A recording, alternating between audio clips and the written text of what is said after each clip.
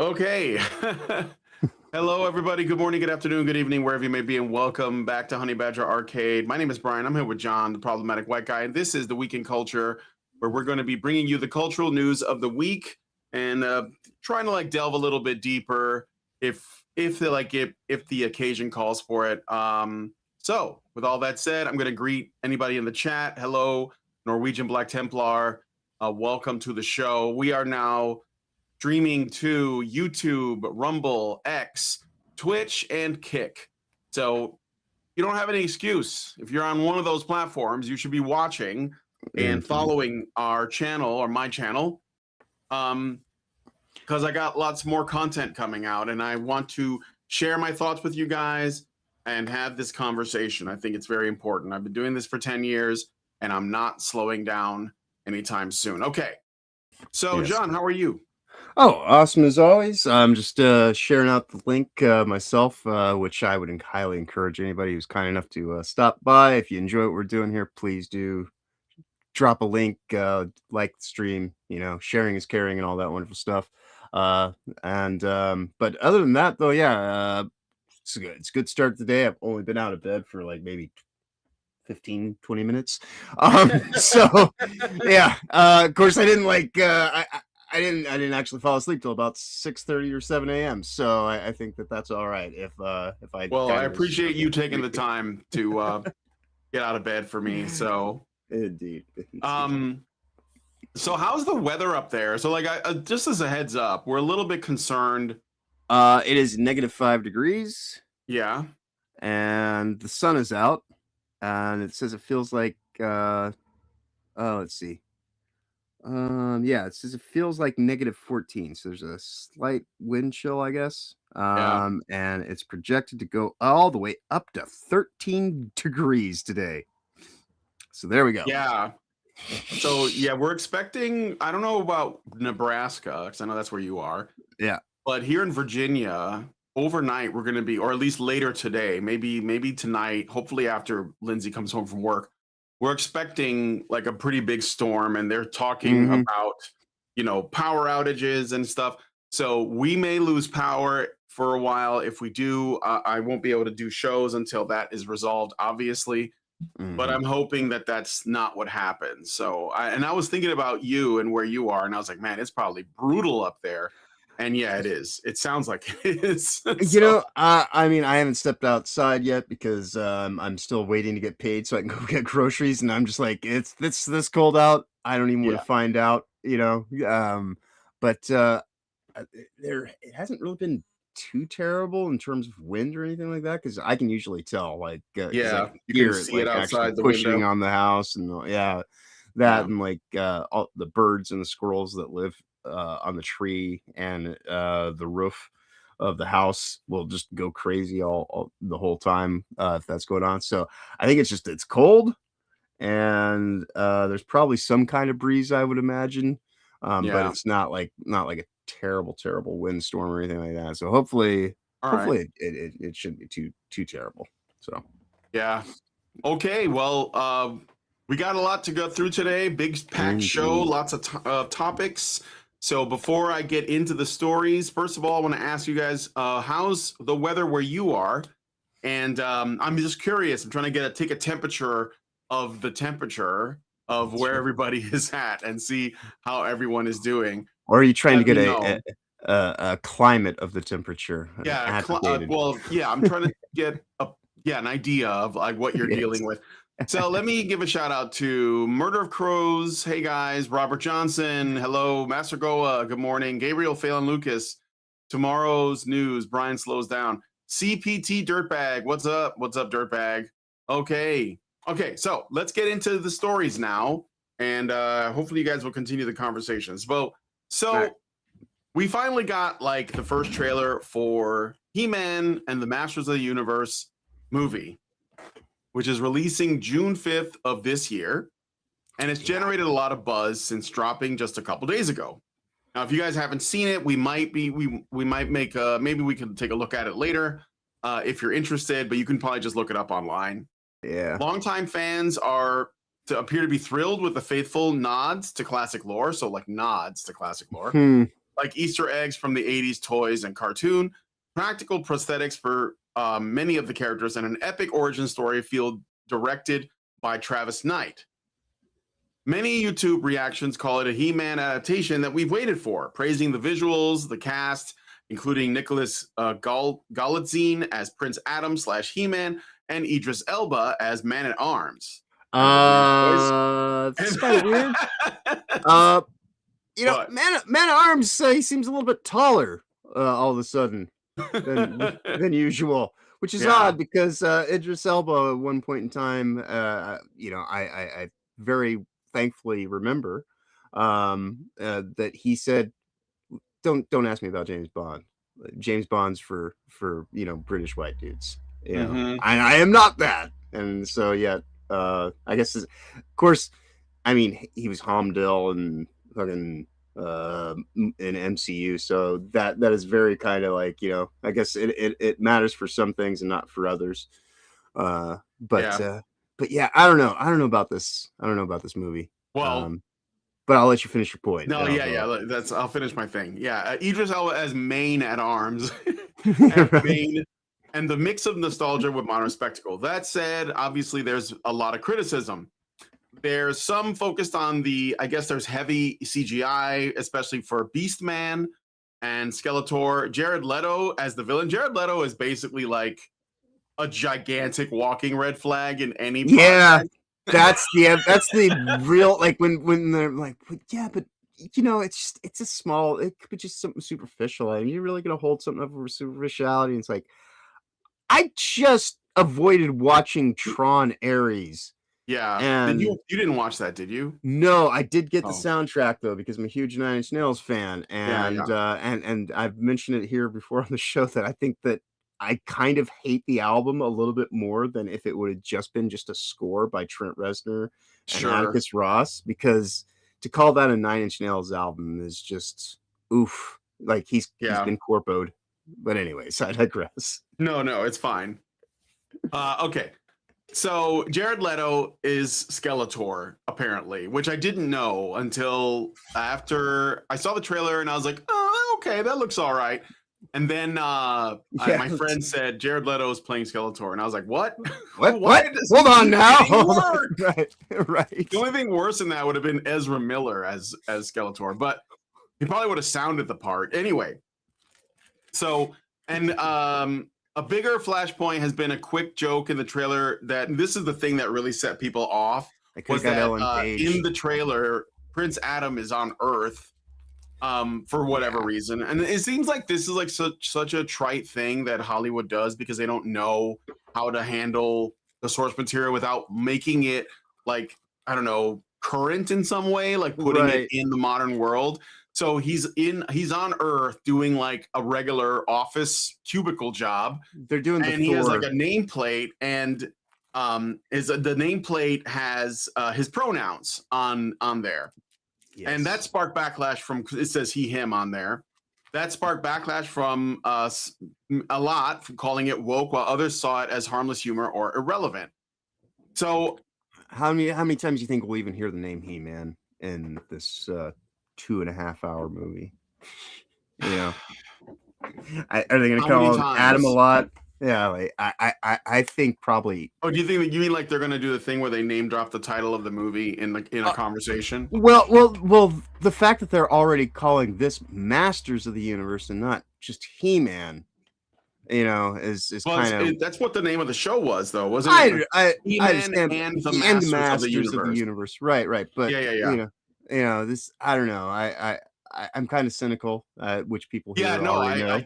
Completely understandable. It's completely understandable. And I saw a real life fake wizard yesterday. He had a title for a video that he's putting out that just made all the sense. And because in the description he was talking about the future of the Master of the Universe franchise, and it was like all these other movies that never get around to actually even having a movie called He-Man. You know, or no Masters of the Universe 2, because it's all just going to be, you know, let's do a Tila movie. Let's do let's do an Orko series, because for somehow he was absent in the trailer, and that seems like kind of an important supporting detail that should be there. Orko's kind of an important character. I'm Yeah, 45. no, So, Orko. I mean, yeah. I got kind of mixed feelings about not including Orko because he was not. He was something that was added to the cartoon show. They Right. didn't end up making a figure for Orko till years after the show had been out. And I Yeah. think it He was just was. a Hanna-Barbera thing where they wanted to put, because Hanna-Barbera did the, not Hanna-Barbera, I'm sorry, Filmation. Filmation did the animation. They did the cartoon show. And the cartoon show existed to sell the toys. But the toys were a different beast altogether from the Different cartoon. beast, man. Yeah. I know. I Right. got Yeah. that. No, but if you've ever, so I'm old, so like I remember this. So I never had the He-Man toys, but I had a friend because everybody had this friend when they were kids that got all the new toys, and he would get all the He-Men, and especially like the first couple of runs, when you get a figure, they came with a little comic book, like a little mini comic book. Awesome. And the comics were awesome. They were really well drawn, and they were telling the story, and it was essentially like it was basically Conan the Barbarian, but they didn't have the license for Conan, so they made up something new. Like literally, the He-Man toys were Conan toys, and they just changed the coloring because they didn't have the rights, and they created a new idea out of that, out of whole cloth, which essentially meant that He-Man was always like this pulpy, fantasy world, and then they said, well, since it's not Conan anymore, let's bring in some technology, and make it like science fiction with magic, right? That's what it was. Right. It was weird, like slapped together hodgepodge of science fiction and magic aimed at boys, featuring like heavily muscled dudes. And of course, because they were using like cheap molds of like the same body, they could just like color them different and put different accessories and then call it a new guy. So you get like all these dudes that are like, shredded up like Schwarzenegger with furry trunks, and they just have different accessories and different heads. And yeah, they look the same otherwise. Like they didn't like they were basically the same figures, but the stories were not like the Filmation cartoon. They were like darker. There was more at stake. That like they were very like much like Conan stories, right? But when they decided they were going to adapt it, and I think this might have to do with there were like these rules on making cartoons for kids where they had to have a moral and there couldn't be any violence in them. Like I remember for many, many years, you couldn't show someone getting punched with like a fist. So they had to do other things. And even though He-Man would punch the screen all the time, he never punched a person. Right. I don't know if you noticed. He never, he had a sword. He never hit anyone with it. All he did was reflect lasers. Much like Ninja Turtles, where Michelangelo had to start using his grappling hook all the time because they couldn't show the nunchucks in England.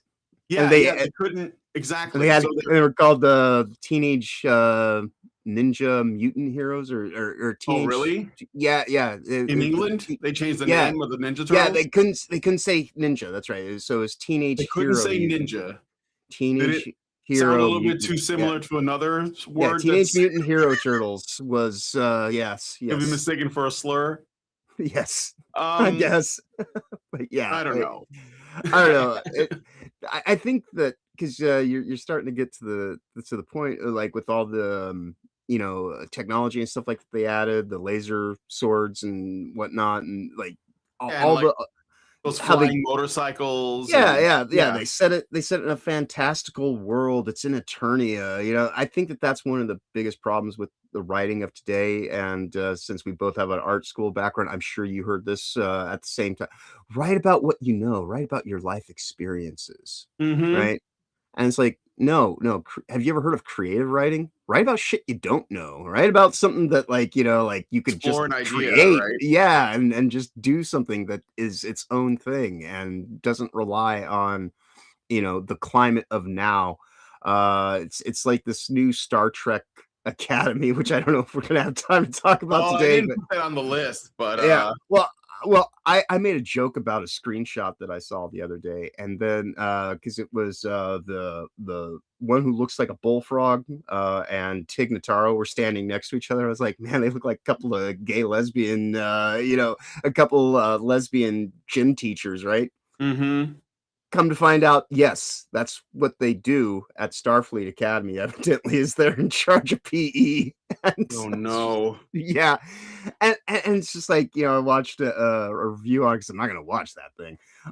But yeah, it's all these people just trying to write about what they know about, and it's like, that works if you're talking about a real world setting. Sure, draw on your own experience to try to inject a little bit more humanity in there, I suppose. But Yeah. when you're talking about sci-fi and fantasy and something that's a merging of the two, especially then, like, shut the fuck up about what the hell's going on outside your front door. Nobody needs that. It's just it's gonna date the thing, and it's gonna seem of the time it came out. I think that's my biggest apprehension to it, is just knowing the way that the writers are, and not trusting them to not just have a He-Man story take place on an alien planet, in a different realm, like this whole thing that no, he has to be from the Earth, and oh god, I don't know, like Yeah. Well, no. Well, here's the thing, though. Well, first of all, let me just finish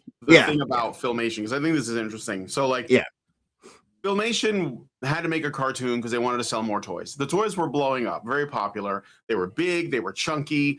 Kids could like bang them against each other. They wouldn't break very easily.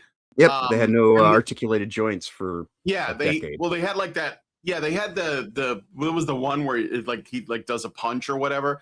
So Hmm. they were very cool if you're a kid, Yeah, and so they were like, let's make a cartoon out of it. But because of those limits that were imposed by the let's say the networks, they couldn't do it the way that the comic books had it. So they came up with something completely new, and it was very much like toned down.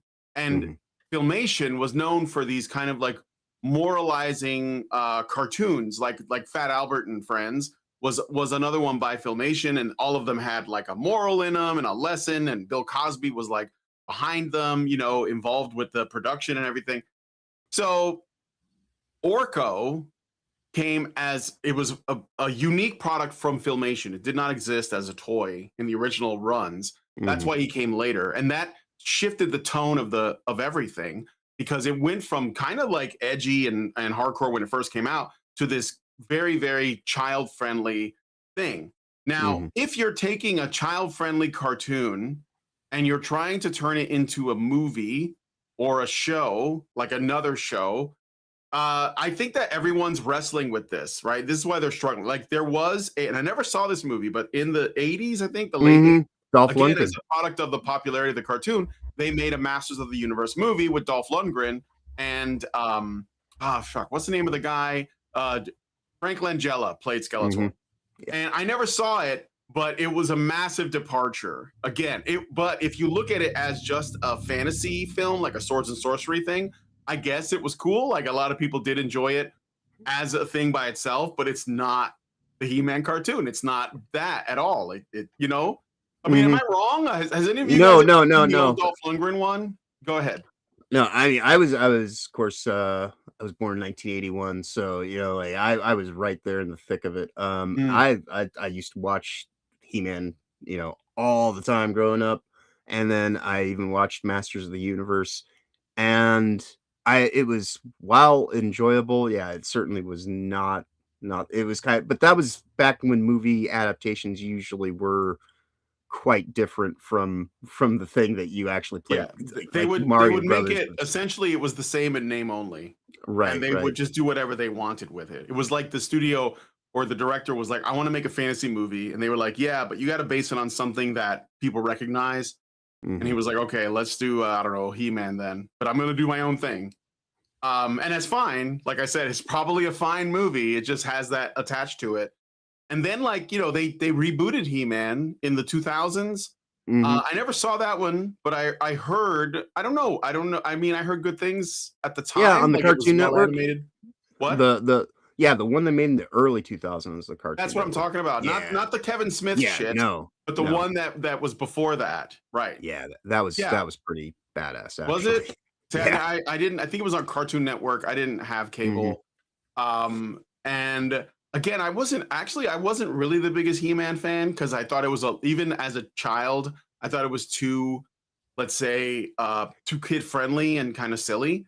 It's kind of And like me when I again, talk to people about Power Rangers, and it's like, yeah, yeah, I'm just a little bit too old for my it. brother loved Power Rangers. My little brother loved Exactly. Power Yeah. Rangers, but yeah, when you look back, like the dialogue is really cheesy and stuff, and it was trying to be friendly, but I think it was a little bit out of touch, and it didn't really like respect the kids much. That's why I actually got more into as a child. I think the show that like I got the most hooked on was Robotech Okay. and Messenger Z, although it was called Transor Z in America, because like shit hit the fan in those shows. Like I was like Mhm. hooked on like in Robotech, they were killing motherfuckers, and I was like, what? That guy's dead? So, but like that's like, again, you don't it was very much there were rules that the networks were putting in place, and I guess they weren't paying attention to what those animes were doing, although we didn't call them anime at the time. Um, but anyway, I'm digressing quite a bit. So I'm thinking, and then after that, we got Kevin Smith, and he completely, crapped all The over it. the Tila He show. crapped on the idea of He-Man itself. And so I think everyone's feeling really burned. And this is just in a long line of other sort of male oriented or male dominated intellectual properties that have been subverted or Feminized. castrated in some way. Yeah. So, and I think Kevin Smith did probably the worst damage to the brand there. Yeah. Um, but Yeah. It was what, like, yeah, go ahead. I think it was I think it was 8 parts in total or something like that, and, He-Man is only in the first and the last episode. Yeah, and it's not about him. It's not. No. It's not. He's not. It's not his story. Yeah, no. And it's yeah. It was like it was awful. And I don't know why Kevin Smith thought that was a good idea, but that's what he did. I'm not even gonna say, oh, people were pressuring him. No, I think he believed in what he did. I Mhm. think that there's a lot of true believers in the business that they want to essentially turn boy brands into girl brands in some Mhm. way, or force boys to accept that women are here and they're staying, like the Force is female, and we already have a She-Ra character, and by the way, they fucked her up too. They Yes. basically made her into a trans lesbian or something, and Right? I don't know that anyone watched it. Like it was just, and then the Thundercats. I remember the Bean Mouth Thundercats animation. Like, what was that about? Mm, right. Anyway, again, I'm digressing, but I will say I'm going to remain not as cynical about this as I think I've heard. And the reason why is because I understand there's a challenge in at adapting something like this. And it, at least visually, it looks closer. Now, Idris Elba playing Man at Arms, I mean, they just want to put this guy in everything, and I hate Mhm, it because mhm. the thing is that everybody's just like, well, if Idris Elba was in it, it'd be good because he's a really good actor. It's like, is he though? Is he like that exceptional? Is he so great that they're just putting him in things just makes them better? Like, I Right. don't. I feel like he gets glazed a little bit too much for my taste. Like, there's plenty of good actors that could have played. Hell, I don't know if it would look good, but you can get the guy from fucking Breaking Bad to play him. Like Bryan Cranston could make a decent Man at Arms. I mean, like Got he's the got a mustache for it. mustache. Like that's all. Yeah. Did you know that the original Man at Arms action figure did not have a mustache, and they added that in to the cartoon? That he was Oh, a clean really? shaven guy originally. I don't know why they added a mustache. Maybe they were like, well, let's make him more like an uncle. How do you do that? We'll put a mustache on him. Right, right. I guess. The original Man at Arms did not have a mustache though. Um, Wow. I think I'm it was just learning a things. soldier. Like the figurine was called Man at Arms because it Mhm. was just a man at arms. It was just a soldier in like the Eternian The military. It's attorney, kind of like yeah. Stormtrooper. Like there'd Mhm. be a guy named Stormtrooper. Like it's kind of silly, but you know. Anyway, so my thing is, other than some of the casting choices, I'm gonna wait and see because one thing that I think would be really cool, and I know this is like probably a little bit too like optimistic, is Mhm. this he him thing, which it did said it was obviously a red flag, and also there was an interview with the actor that plays him, The guy who plays He-Man in the movie, his name is Nicholas. You see what his name is here. I'm sorry. Interesting last name. I'm just looking for the name. Nicholas Galtzine. It's a weird name. Yeah. And so Nicholas Galtzine, he was interviewed, and he mentioned something about bringing this character into modernity, and that there's like a modern edge to it, and that he's got like two sides. And to some degree that's true, because Prince Adam, despite the fact that, again, he was as ripped as He-Man was, because everybody on Eternia is like doing creatine and like, you know, there's just protein in the air. They're on gear like all the time. Like everyone on the planet is like, rah. But despite that, he was supposed to be a lot more mild-mannered and like passive, while He-Man becomes like, you know, he's like a change. Which is why I think in other adaptations they made Prince Adam like physically smaller and then have him transform, because otherwise he just looks like He-Man wearing clothes. You know? So, but yeah, the thing that I think is a red flag is that he mentions a modernization, or like bringing the character into modernity, which is a very, very big red flag. And Jared Leto being in the movie, like anywhere near it. Like he's playing Skeletor too, which is like the thing about He-Man is Skeletor is the thing that will sell it. You know, it's not even He-Man. It's the villain that sells it. You know, like when The Dark Knight came out, was anyone talking about Christian Bale's performance as Batman? No.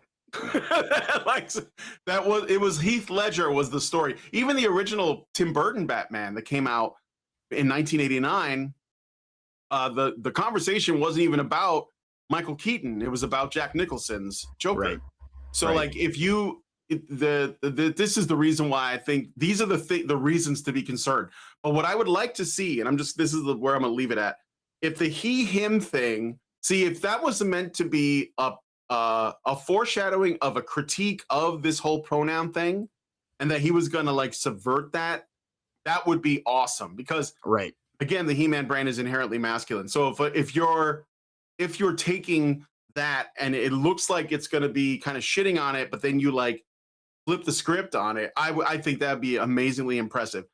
I don't expect that, but I think it'll be really cool. It is something you could do with that. It is, even making it look like it's going to be woke and then like invert that, you know? Yeah, and it would be a bold and calculated move to do in 2026, where I think that it would actually play, you know, to its strengths to actually do something like that. But unfortunately, it is still 2026 early, and I think that this production was, you know, being done during the time of a lot of the modernity when it was being push. worked on. So unless they went and did some reshoots to try to figure out some creative edits or some ADR stuff to try to tamper that down, I think that this might be one of those relics from, you know, recent years of oh no, it's going to be all about the modernity stuff. I think there's a high probability of it. Yeah. But I will wait and see. I'm not and look, I haven't been to a theater in a long time. Yeah. I'm not going to the theater to watch this. Right. But I'm watching the culture from like say from afar. I'm looking at like the shifts, right?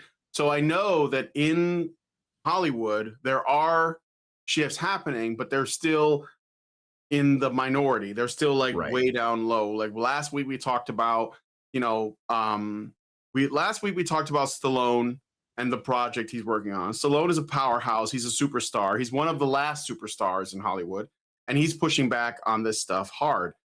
But that's just one man. So like, I don't know if the culture of Hollywood is going to shift, and it's going to take, I think, probably more failures, and which will lead to more like studios closing down or people getting fired or bought out or whatever, because there's a lot of that going on too. Paramount and Amazon is buying, you know, companies, and Netflix and everything.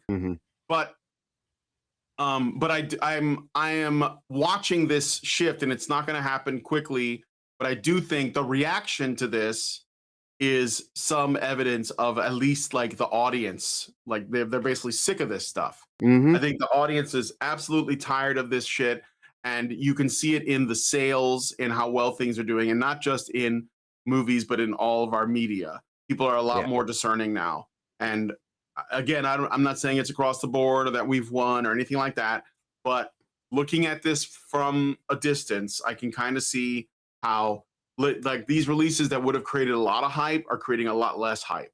Right, right. Put it that Well, way, right? you know, I think He-Man's kind of one of those, oddly enough, like it's a generational title in the sense that the dads that are in their early Their to mid 50s, 40s and into their 50s, yeah, like they're going to be the kind of people who'll be like, oh no, this is something I would like to pass along to my son my because son, I yeah.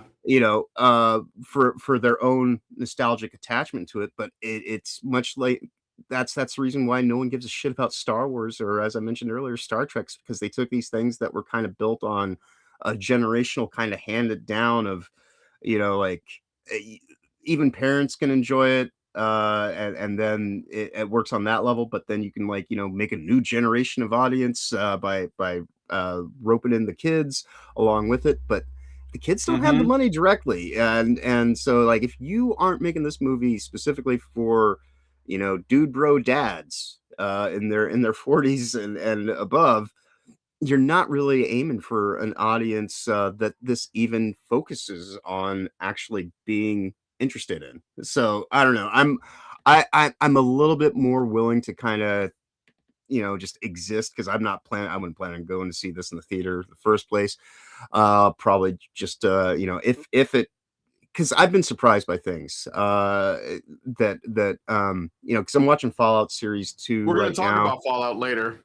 Yeah. Yeah, and so, yeah, I'll keep it short just to say that is something that at least seems to be made, with good faith to the source material, and I'm Mhm. not sure about this, because like, I Well, know yeah, people it's have early to their tell. yeah, we'll talk about Fallout later, but yeah, I know people have certain kinda, bugbears about it. But for me, when I look at it, it's like, but it looks like it was actually done with the best interest and in good faith as possible by the creatives around, because it's not Mhm. all this other stuff. It's Fallout. Yeah. So that's my concern on this is like, is this actually going to be more like, and it seems like it's going to be more like that movie with Dolph Lundgren, which was all right, but I don't really consider that as like, Yeah, it's not a like He-Man. required viewing as someone Yeah. who was a fan of Well, He-Man. So, and the but thing is too is that if, and this will be the last thing I'll say about it because we got a lot of other stuff to talk about. yeah, If this does do what I think would be a really good idea to do, it would mark a very significant shift in our perception of not just like IPs that are marketed towards boys, but our view on masculinity itself, like, is shifting away from this whole like narrative of toxic masculinity and all that. But I don't know. I again, like, I want that to be true, but I'm not necessarily like expecting it. But yeah, we'll I want see. that to be true It, as well. But I know yeah. just last night on SmackDown, they have a character. One of the wrestlers there specifically is he's on a quest to end toxic masculinity, and he was Is he a going off. heel?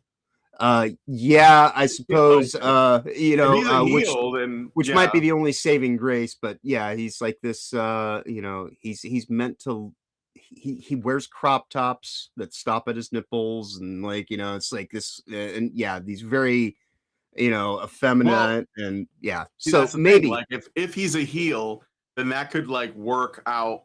That right. could be again what they're just suggesting because that would be some heel shit. Okay, let me look at the chat really quick, and then we're gonna move on to Yeah. the next story. But let me know what you guys think about this. Have you seen the He-Man trailer? Does this interest you? Do you think I'm like way off on that, or what? Let me know in the comments. Let's see what you guys are saying. Good morning, Master Goa. Let's see. Oh, you guys are talking about, okay. Norwegian says cold and strong winds. Oh, Vins, because he's Norwegian. Get it? Indeed, Yeah, of yes. course it's cold up there. Murder of Crows says effing cold up here. Gabriel Phelan Lucas says 9 degrees Celsius in London. That's not bad at all, actually. Master Goa says it's 53 degrees with light rain in Las Vegas. Yeah, I guess it's getting warmer on the West Coast, actually, and the East Coast is going to get really cold. The Um, nor'easters, yeah. Robert Johnson, welcome, says it's colder than a well digger's ass, is the colloquialism. Norwegian Black Templar says Kang at arms.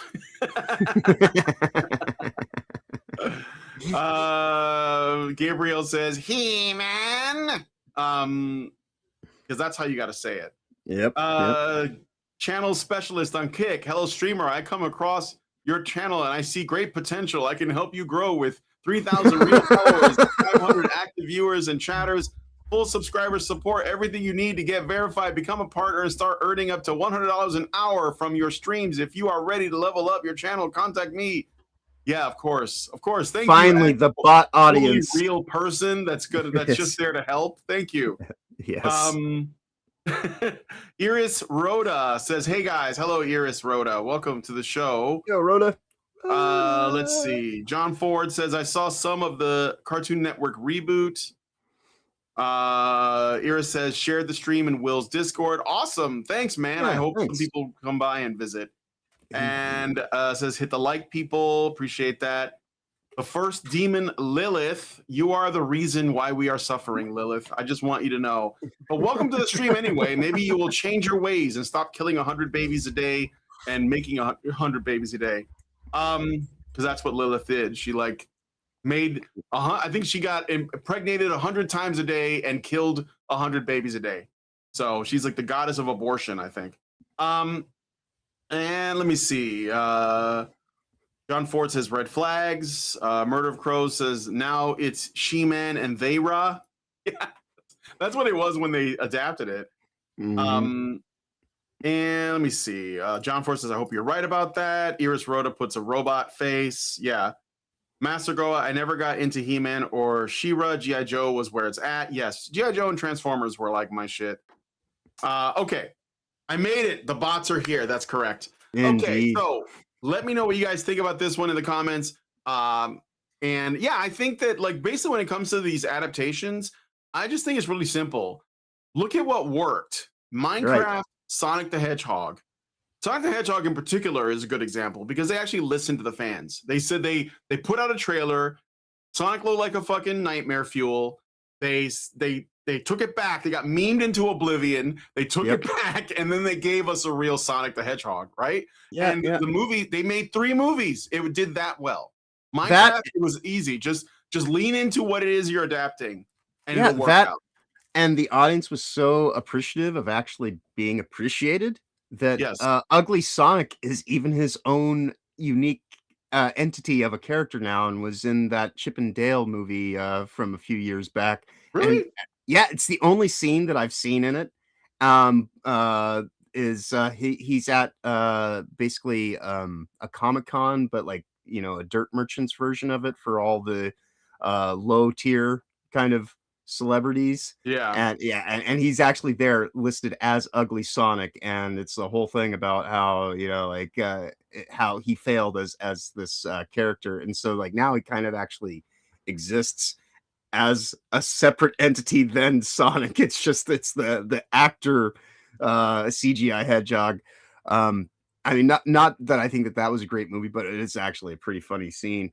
But yeah, you can see things, you know. I think it really just comes down to what is your attachment to actually showing good faith to the thing that works. Because like Norwegian Templar says, you know, in here, he's like, I could write a book about the things you don't, you know. I guess I was reading it wrong at first, because when I read it, I just read I could write a book about that thing I don't know about, you know. Oh yeah, and that to me is like modern writing. Is that it's like they know absolutely nothing about, but they're like, yes, well, I'm exactly the person you need. Yeah. Modern writing is bad because they have no concept of the transcendent. Right. So all they do is write about themselves. And that's because they have made themselves God in their eyes. So all they can do is write about themselves. That's why all this is shit. And it's actually less relatable because you don't know the person who wrote it, but they think you do because they think that their experience is everyone's experience. Right. So that's why you have to work in universals. That's why I call it transcendent. It's something that goes beyond like our limited sense of self into something bigger. And so when we see it, we know it. We know it as a universal. But anyway, I'm gonna get off my pulpit and we're gonna move on to the next story. Let us know what you guys think about this one in the comments. So you've probably seen this face. around the internet. Yep. And I'll give you a little bit of backstory. So there's a game in development called Knight's Path, and I actually played. I played like an alpha build like a year ago, or maybe even two, because I was doing an interview with the developers of Knight's Path for the It's Base Game Jam. But I have a copy of it, or a mirror, because I streamed it on my channel as well. I have a mirror of it on my channel. And Knight's Path is a medieval RPG.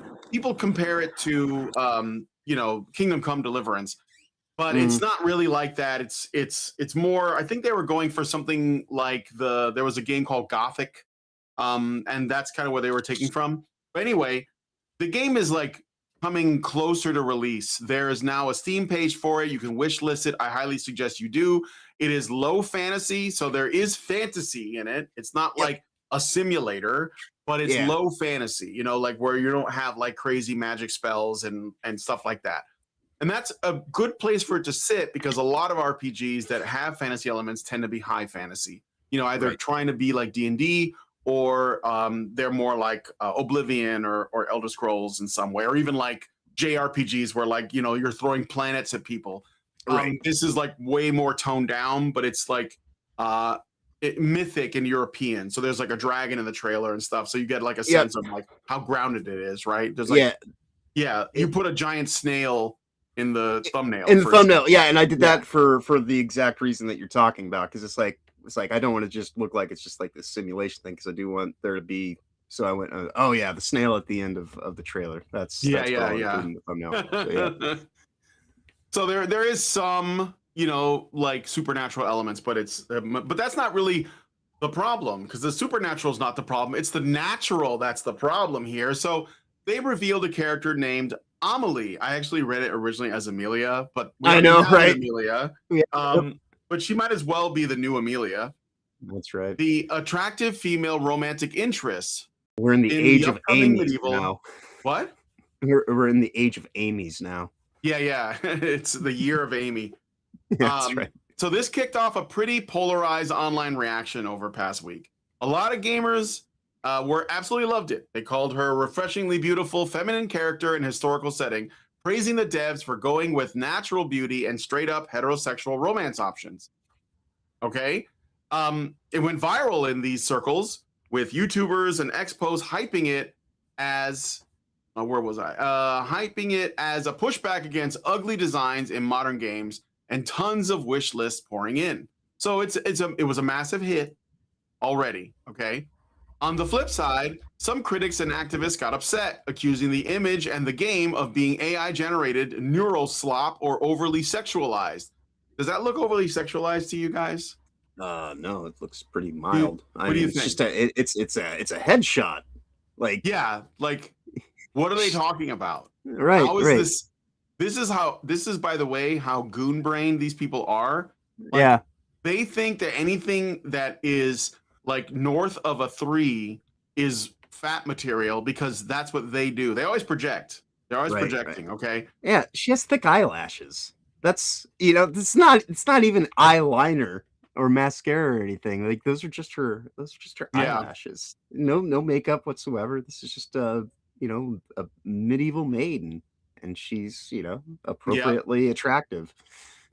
It's the weird shit that happened this week that we're kind of getting into based on this image that set off this whole powder keg of this other game, the VXE. This is what they wanted.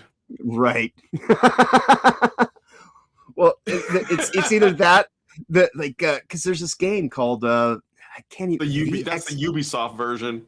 Right. But there's this game called like VXE. I can't even remember the name of it. It's so fucking weird. But the main character is a lady knight. That was evidently the character was played by some trans dude. And so masquerading as a woman. So that's good enough to count for being a woman by today's standards. And so there's like this whole big push for people to get that game instead of this one because this one's a chud game. It's like, all right, well, it's a bold move, Cotton. Let's see how that works out for you in the long run. Yeah. I can't. I don't even like the other game. It's got a terrible title, terrible name. I don't even want to remember it. It's so retarded.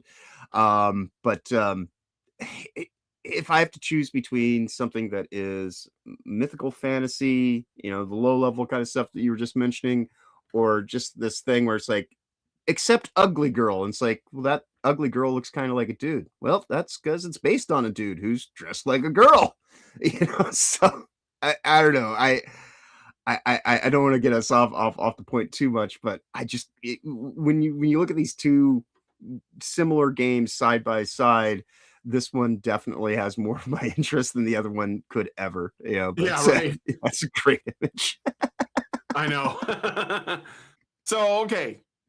The other thing is, so first of all, they had the gall and audacity to put in like a attractive female love interest character for your character in the game as a romance option, making it heterosexual and making her naturally beautiful. There was nothing else. She was just it's a beautiful girl. It's like the princess you rescue, right? This is about Mhm. and look, this is the thing. They're calling this conservative or right wing. Guys, this is just normal. Yeah. Like it's just normal. But the left has made anything that's normal right wing. So you just have to be right wing now. Like if you're for the normal, you're just like, well, okay, yeah, I'm for the normal. I guess that's what that is. Because they're going to like cast this anyway, and their world is absolutely upside down, backwards, and inside out. So they were asked, of course, the devs were immediately hounded by people on X saying, "Are there going to be is there going to be any LGBTQ plus representation in this medieval fantasy setting about knights? Can you play a female character?" They asked that. He said no. Will there be LGBTQ plus representation? They said, and I'll quote this from The X post. from their post. We are. Let me see here. They're basically going to be focusing on gaming and fun, not modern agendas.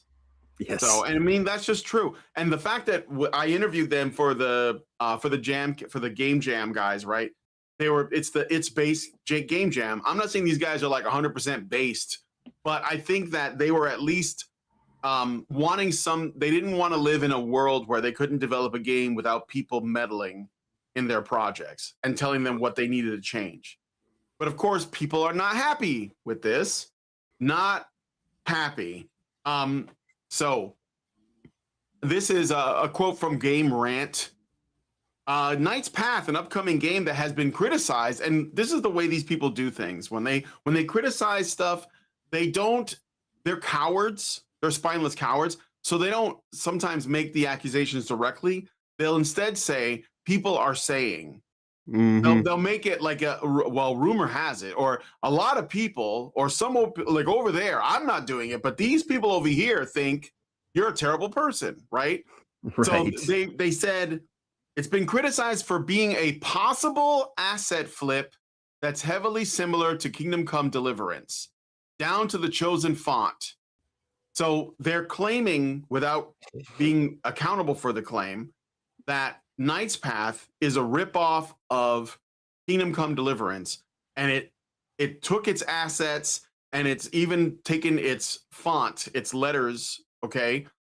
And so they're already they're trying to delegitimize the game before it's even like got a demo out, right? There was a pre-alpha thing that I played like a year ago, but the game doesn't have a demo yet. I'm looking forward to it though. I'm going to check it out. In short, they were met with another wave of backlash. In short, the developers of Knight's Path dismissed LGBTQ plus romance as a modern agenda, which they're putting in quotes, while revealing its first romance character, a woman who does not look like she belongs in its Holy Roman Empire-inspired low fantasy setting. So it's set in the time of the Holy Roman Empire, which is after the fall of Rome and the rise of Constantine, where basically Christianity had conquered Rome effectively, which is why it's called the Holy Roman Empire. And that was also the precursor to like the rest of the West being sort of turned into a series of monarchies. But anyway, so it's a very cool setting, in my opinion. I'd be interested to see how they do it. And they continue, given the back-to-back nature of this backlash, it's worth highlighting that the original Kingdom Come Deliverance didn't feature LGBTQ plus romance either, with the developer choosing to focus on protagonist Henry as a fleshed-out character as well as historical realism. Kingdom Come Deliverance 2 did introduce an optional gay romance with Hans, with developers arguing that it was a highly requested feature and optional without breaking immersion in their world. It's worth noting that Kingdom Come Deliverance is set in a real-world Bohemia, and Knight's Path is a pure fantasy setting inspired by the Holy Roman Empire. So why would they say that?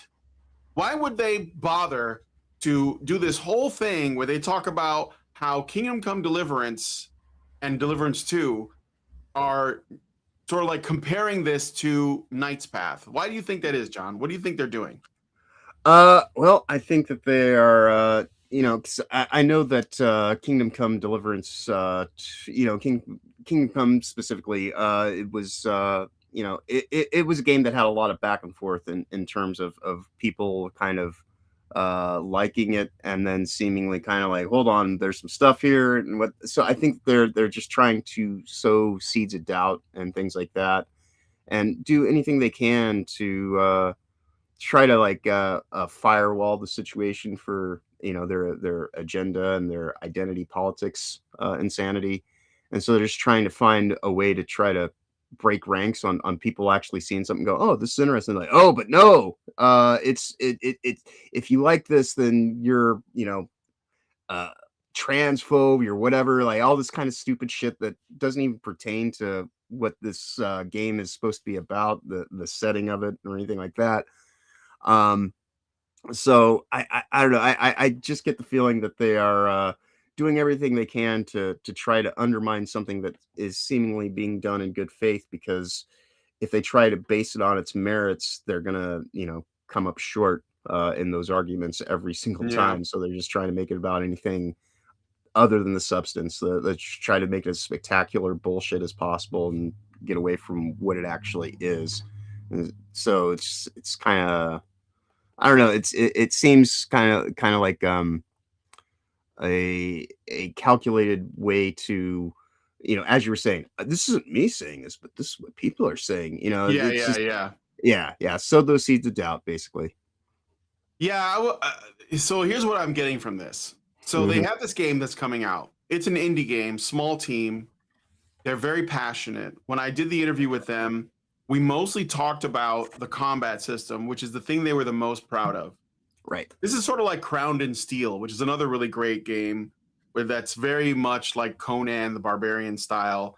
And it has a very big focus on the combat system too. So like, and I think both of these guys, they're very different approaches, but they're trying to bring something very new and different to gaming, but it's purely in the mechanics, right? I mean, that's not Hmm. only in the mechanics, but it's very much focused on the mechanics of the game's combat. So for example, Crown and Steel, your weapon attacks are directed by the direction you press. So like if you, let's say you have a great sword and you can swing it vertically, you can swing it horizontally this way, or thrust, and where it connects matters a lot. So if you hit a guy in the limb, it means something. There was another Hmm. game that I demoed a while back that was also like this. It was sort of like a dungeon crawler, and you were like a knight and you picked up stuff as you went. Looked a lot like, it was deep Dungeons Deep, I think it was called. Hmm. But this game, Knight's Path, they've done a lot of historical research into the martial arts. And when I say martial arts, I don't mean Chinese. I mean like Right. Right. the European martial techniques that knights used. And they were very much, they had the naming of it, they had the way it worked. It was very specific. And they were borrowing a bit from Sekiro as the combat system. And Sekiro is really great with the parrying Hmm. and stuff, but they were making it more medieval, and they were making it way more sort of grounded in real European, like Sensibilities. knightly combat. And I think that's fantastic, because I don't know that any other game has done that. I'm probably wrong, but at least not in a while. But that's their focus, right? So they care Mhm. a lot about authenticity of what it is they're adapting. This doesn't sound a lot like Kingdom Come Deliverance. I don't know what the system of that is, but I've seen it just compared to, say, a more realistic version of a Elder Scrolls game, or yeah, like something like that, right? Tainted Grail, but that's got magic in it. So Mhm. without the magic, and it was meant to be like a very immersive experience in Bohemia. That was what Kingdom Come Deliverance was.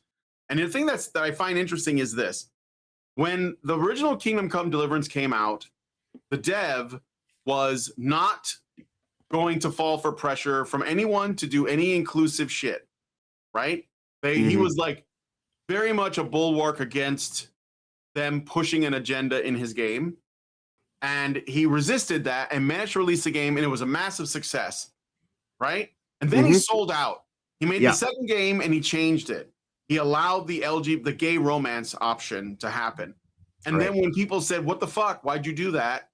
He basically took a shit on the fans. Now, I think that Kingdom Come Deliverance 2 probably still did well because the first game already had a success under Established its itself. belt. Yeah. Yeah. So people were like, I'm going to buy the next one. And I'm sure that if we looked at the data, a majority of players didn't go with the gay romance. I'm just saying, Right. probably that didn't happen.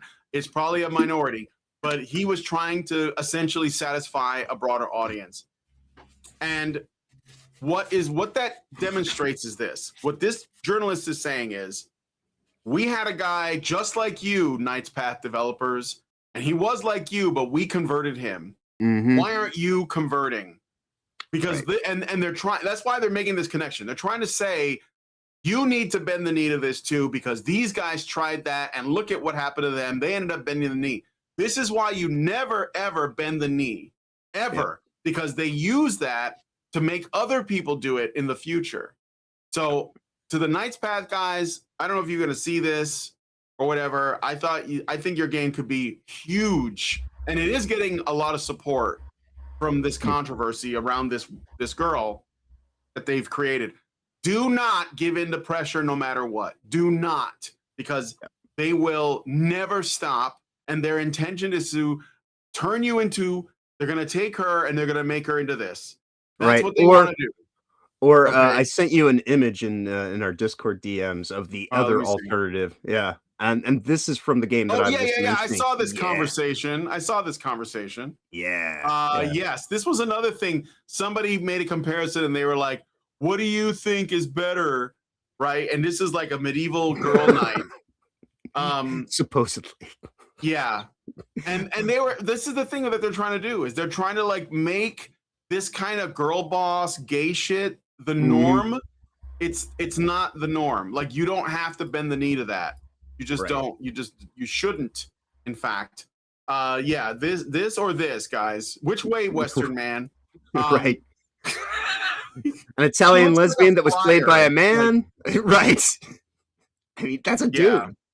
That's actually a dude. You know? Yeah, it's like a boy. That's like a boy, Yeah. you know? Yeah, the character, the reference model, is trans, and so, yeah, that is Oh actually God. yeah, and in the game that again, I can't remember the name of it, it's terrible terrible title, but, in the game, supposedly, you are an Italian lesbian knight Yeah. in the Renaissance. What the hell are we doing here? Yeah, Well, we'll see if we'll look at the sales numbers. If they both come out around the exactly. same time, that'd be nice.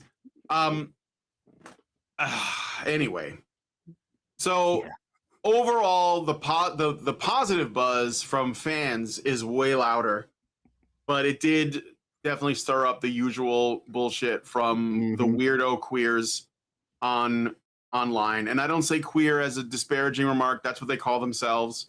So don't at me, bro.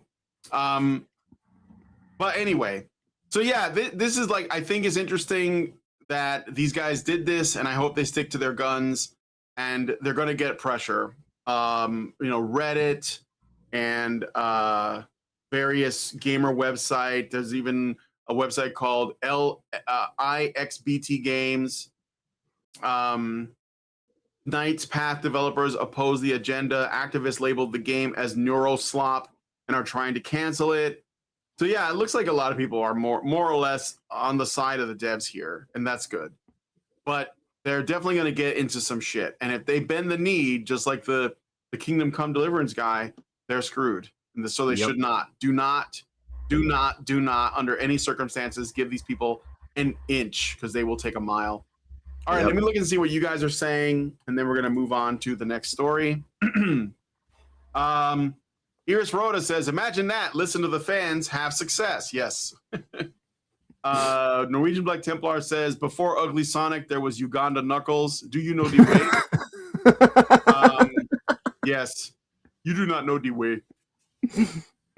Iris Rhoda says, I'm going to give this one a chance. Support the rise of the indie games and all that. Absolutely. Gabriel says, what's the rest of her look like? Well, they only released a headshot. That's all we have. I mean, she's probably going to be like, no, I'm guessing she's going to have a normal body. It's not going to be like, like some like anime, like shit. Yeah, I think she'll look like a traditional kind of maiden. She might have some version of a bustier midriff, maybe, but probably something very classy and tasteful. But is what I'm guessing. You probably see some of her it's shoulders. The Holy Roman Empire. She's not going to have her tits out like a you might flat hern. You might see her shoulders and maybe her ankles. Whoa, hey, whoa, right? I know. Slow down there, man. Slow down there, Tex. All right. Let's see. Norwegian says she looks a little bit too old for most leftist tastes. Yeah. She's probably going to be 18 just to play it safe. I mean, we know that people married much younger than that, but like maybe they'll stick to their guns on that too. I don't know. I mean, maybe your character is going to be under 18. Right. She's not even super hot. She's just pretty. Yeah. Well, that's too hot for them. That's basically like objectification of women, don't you know? This is even worse than a woman who wears makeup to be pretty. Yeah. She's just naturally like, like just a feminine woman who's like, just, this is, I can go with this. You don't have to, spend all that extra bullshit accessorizing and kind of defacing what's actually there to try to create an ideal image. She is as she is, and it works. Yeah. Master Goa says Kingdom Come Deliverance 2 is woke garbage. Yeah, that one had like the Muslim man in there basically telling him how much better they treat their women than like it was ridiculous. It was that just the clips I saw. It's basically right up there with Assassin's Creed Shadows as far as I'm concerned. Robert Johnson says he sold out literally. His indie studio was purchased by a conglomerate. Well, that explains it. Roadkill 101, is that a fist bump? Well, what's up, Roadkill? Welcome to the stream. And there's a fist bump right there. Oh, he's a taco. It's a taco. Tacos are good. I haven't had yeah. Well, he's my taco. He's my taco dealer. Roadkill. Oh, I see. Yeah. That makes sense. And counterfeit Ozempic, but that's don't mention that. But yeah, he's one of the people that I stream with. So it's great to see you, Roadkill. Thanks for stopping by today. Knight's Path. But by the way, one last thing about this girl. Knight's Path was asked whether or not like you can just stay a virgin in the game, and Knight's Path says, the developer says, that is of course an option, but you can also remain chaste, court the lady with patience and respect, and wait until marriage when physical intimacy becomes part of the relationship. So like if they do that, could you imagine like you like because a lot of times actually I don't know if there's any other time where that's not the case. All right. Games where there's romance options, you won when you get to bang. That's how you know you've done it, right? Like you've basically taken it to that level. I've noticed that that's kind of like how all romance options that I've seen in games have treated it. Baldur's Gate 3, Kingdom Come, no, not Kingdom Come. What's the one? Dragon Age Origins. I played that one. That one you can just, bang like whatever. There was like the bard chick in that and the wizard lady who was just like casually getting used. In Baldur's Gate 3, I banged Lae'zel, the Gith Yankee, and then I dumped her. Witcher series. And some people are easier than others. Cyberpunk 2077, like but the like what I'm saying is that when you copulate, that's when you know you've succeeded, but nobody's getting married in those games. I guess in like some Elder Scrolls games you can get married. But I just noticed that's kind of interesting, isn't it? So Yeah. if they like do it to where you don't get married, but you can like court the lady and like do all these things like that would actually be really interesting to see them, handle. Or maybe you just get married off to her, like what they used to do. Like, well, bring our teams together, I don't know. Just something to think about. Norwegian says, by the way, the female character looks like the average Scandinavian woman. Well, you guys are doing pretty good up there then. Too bad it's freaking cold.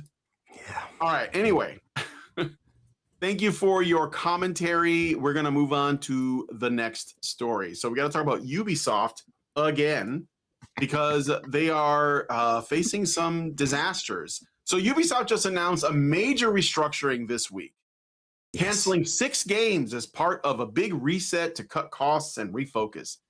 The big one everyone's talking about is the long-troubled Prince of Persia: The Sands of Time remake, plus 4 unannounced projects and 1 mobile title. Who cares about that? The news hit hard, with shares plunging around 33 to 39% in a single day. So their stock plummeted, the worst drop in the history of Ubisoft, pushing the stock to record lows and wiping out billions in market value amid fears of massive losses ahead. So yeah, if you want to buy stock in Ubisoft, maybe, if you think they're going to bounce back somehow, you could buy it now because it's very cheap. I'm not telling you to do that. This is not financial advice.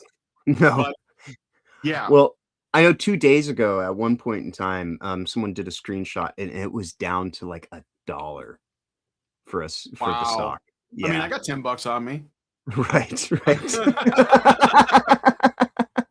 I don't know if it's still there and where it ended up on that day. They do succeed at something. I don't know. Right. But anyway, employees are furious, especially in France. The union Solidaires Informatique, that's the name of the union, in France, quickly called for a half-day strike on January 22nd at Ubisoft Paris, slamming the CEO, and demanding an end to the cutbacks, better pay rises, and keeping remote work options. There's a lot of backlash over the layoffs, studio closures, and mandatory full return to office policy, with workers saying it's unacceptable to let management run wild like this. And yet, for some fucking reason, of all the games they canceled, they did not cancel Beyond Good and Evil 2. That's still coming, guys. Right. Only been in development for 20 years. We cannot let this game die. Us when we say you're going to want to wait for this. Anyway, so what do you think, John? What are your thoughts on this? Well, as it applies to Prince of Persia specifically, so it was in development, and they scrapped the first development, and then they started the second development of said remake, and some images came out, and it was looking kind of rough, to be quite honest. They had some modernity stuff going on with the way the princess looks and all this kind of stuff, but it still is attached to a thing. What do you mean by that? Like they tried to like make her unattractive or something? Yeah, she was not that great. Was she originally pretty? I assume she was. Yeah, for the time, for what you could get away with on I never played that. That was one of my favorite games on the original Xbox. Yeah. But yeah, I because it is attached to a game that a lot of people probably have like a good connection to historically, which in and of itself, this is a Prince of Persia: The Sands of Time was a remake of the original games, adapting it to a third, to a 3D world setting from a side scroller.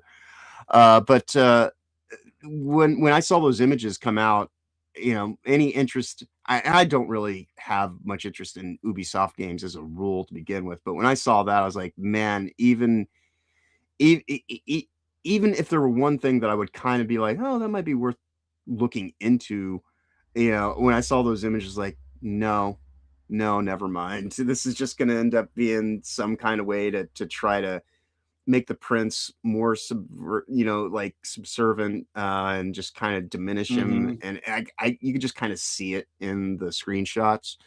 And it had, I mean, she's a princess. She should look, fairly well, made up. I guess but I I don't think that there's any way Ubisoft can avoid a catastrophic loss at this point in time, to the point to where they've already gone and created the Shell Corporation to house the Tom Clancy properties, along with their three biggest things: Assassin's Creed, Tom Clancy, and what's the third one that they've got in their lot? Far Cry. I think possibly, yeah. But yeah, so they've already or gone. that one where you're like a hacker. No. This is I don't like think that's like, I think Far Cry is bigger than that. Yeah. But it's like Tom Clancy properties, and definitely Assassin's Creed, and I think it might Is actually. Splinter Cell Ubisoft or no? Yes, yeah, it's under the Tom Clancy. Oh yeah, okay, yeah. Yeah, and then I think it might be Star Wars, actually. How are they sitting on these? Oh yeah, Star Wars Outlaws. That's them. Yeah. Yeah. So if I remember correctly, but I know the first two definitely. But yeah, they've already created a whole separate entity because they're anticipating, I believe, and I've been saying this since we've been doing this show, because Ubisoft, I think, is interested in the idea of trying to find a way to fold the company, to get rid of all that old information about their DEI connections and this and that. And if the company's gone and they can find a way to somehow do it legally, to where they're not going to get sued by their investors, which too late, that's already happening. They're going to do whatever they can to try to just maintain their revenue stream in the Gilmo and the upper C-suite level and things like that. But I don't know, Ubisoft, somehow it is proving itself to be kind of like a nuclear cockroach that it won't die, and somehow it still is here every week that passes. You kind of think, well, how are they still even closing? But you do see them folding in real time, because they are closing all these studios. Some of their biggest flagship studios are even starting to get closed down now, and they're starting to do this with titles that actually would kind of stand out. So I think the writing's basically on the wall at this point for Ubisoft. They're damned if they do, damned if they don't at this point, because they've completely undermined their customer base. Because they bought into consumer models and just trying to make things iterative releases that could just be done yearly. And it's like, this isn't a game of football. This isn't like I need updated rosters or anything. These are tell me a good story and let it actually, if it's good enough, it should be able to resonate and sit with me for years of my life, if not throughout the entirety of it. It's something that I reflect back on and maybe even revisit and things like that. But I don't think that anybody who has any kind of ability to make decisions at Ubisoft has any of that in their system at this point in time. I think that it's such a corpo structure that's run via committee and analytics and all this kind of stupid bullshit, that even if they had a good idea, they wouldn't even know how to actually put it out appropriate at this point in time. But I can't really say that I'm all that been out of shape about this. Yeah, well, I'm not surprised, and I'm not been out of shape about Sands of Time remake being canceled, because it did not look that great. And that's, you might as well kill these things while your investment is low and you haven't had to drop more millions of dollars into advertising a thing that's ultimately just going to end up being another turkey, because that's just where they're at. But yeah, Ubisoft, the sooner you cast yourself into the winds of time and become just nothing but a memory of a memory, we will all be better for it. Yeah. All right. Well, let us know what you guys think about this one in the comments. Do you think that Beyond Good and Evil 2 is ever going to come out? Or are we just like, oh, I never played the original, so I didn't really miss anything. But that people keep talking about it like it was like the second coming, Oh yeah. Well, you're an investigative reporter going and finding out about the evil corporations, you see. So. Oh, is that what it was about? Yeah, of course. Wow. Yeah. What an innovative idea. Woman versus the man. Okay, but Anyway, let us know what you guys think about this one in the comments. We got to move to the next story, but let me look at some of your chizat real quick. Indeed. So Robert Johnson says it will be delisted. They intend for each of their remaining studios, roughly half a dozen of them, to operate under their own accounting/financing. The first Demon Lilith says, I only like Prince of Persia 2, had nice musics and was darkers. Run. Then she put up Devil Hands, I think. Dahaka Chase You. Is that the one that had like the new metal soundtrack? Yeah, it was Godsmack or something was on there. I think so. I didn't play it, but I remember yeah, thinking it was a bit of a digression from the old ones. Yeah, there was Santa Time, Warrior Within, which was number 2, and then the third one was the Two Thrones. Twin Princes or something like that. Yeah, and the third one, it really went way. It kind of did like the modernity thing, but not in like the sense of modernity as we know now. It was still very of its time. Of like, yeah, it really ramped up the new metal kind of stuff, and like the Prince. I think he could end up turning blue if you because they moralistic options back in games. You could be a good guy, you could be a bad guy. That really started being a thing that they were focusing on, especially in that third one. But the second one was kind of like a balance, where it looked a little bit more gritty, and it definitely had much more heavy metal influences in the music. And so it was kind of a departure from the first one, but in a way that wasn't, completely, I guess, off-putting. But, as you can see, like they put out a Prince of Persia game, last year or the year before, and it completely kind of, it was, for Ubisoft, it was a success, but I don't know anybody that's played it. Yeah. So, yeah. All right. Yeah, but Robert Johnson says, "Hell, the Ubisoft stock price is currently under $1 a share." Wow. So it's still it hasn't recovered. Oh shit! That's crazy.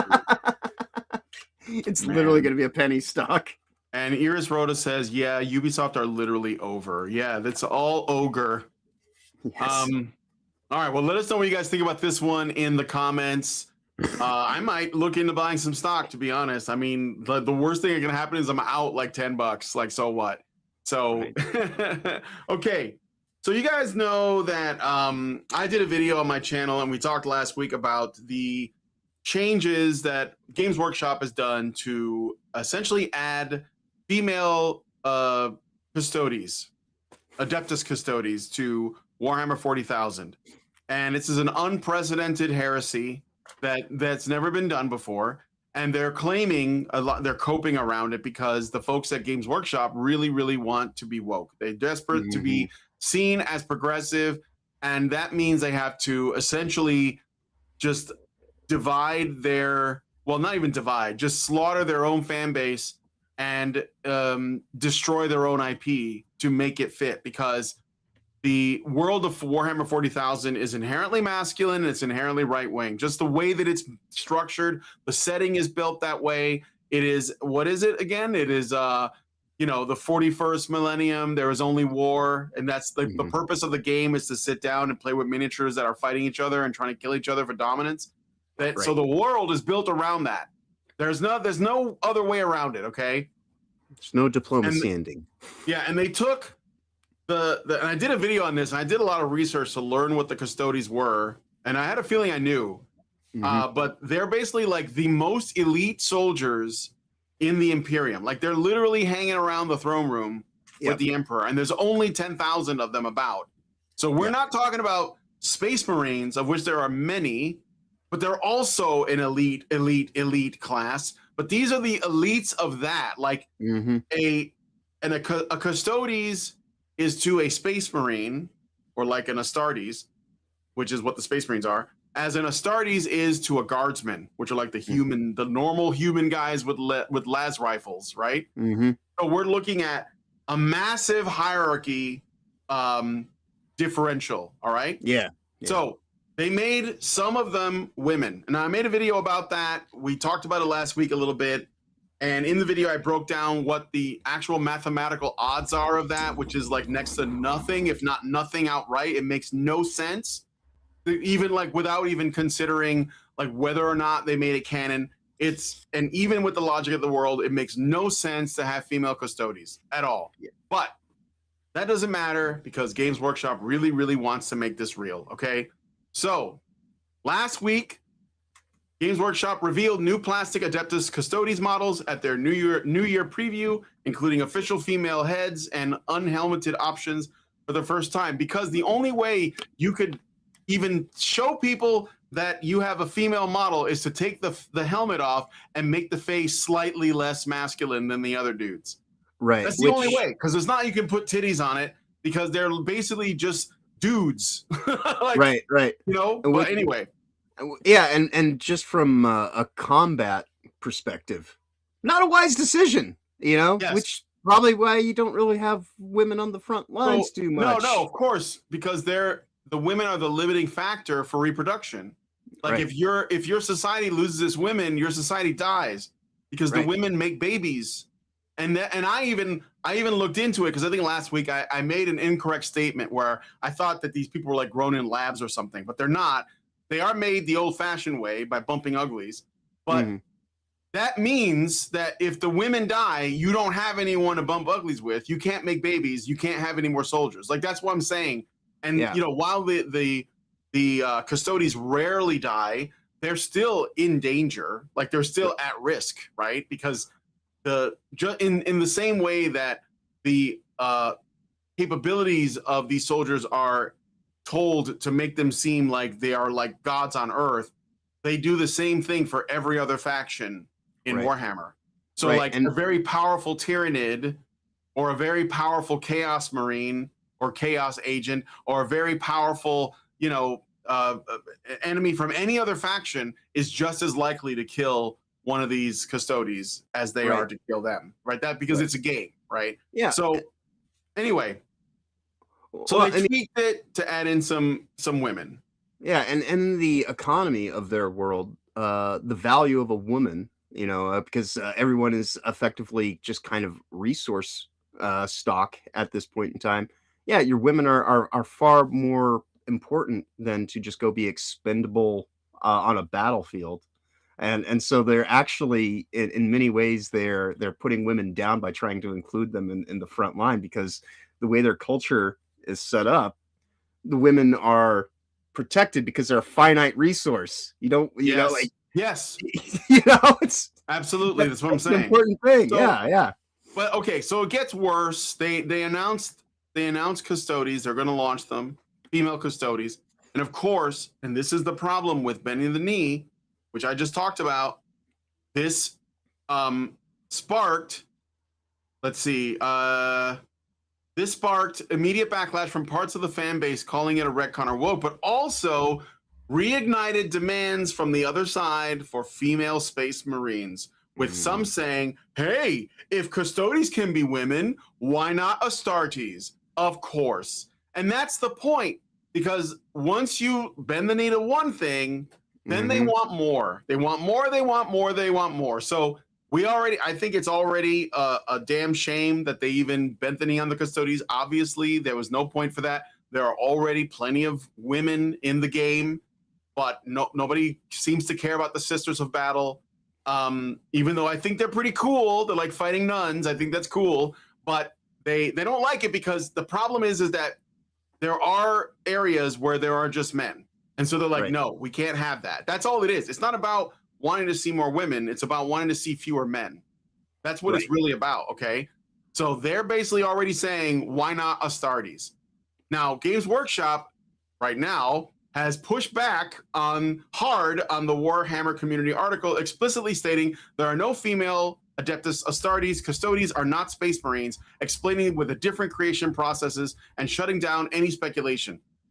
So, but there is a vocal minority absolutely calling for female Space Marines as the next step. And Games Workshop right now has firmly said no. But just set your clocks, because they're gonna push and push and push until Games Workshop finally bends the knee, and you're gonna see female Space Marines. You can count on that. So anyway, what do you think?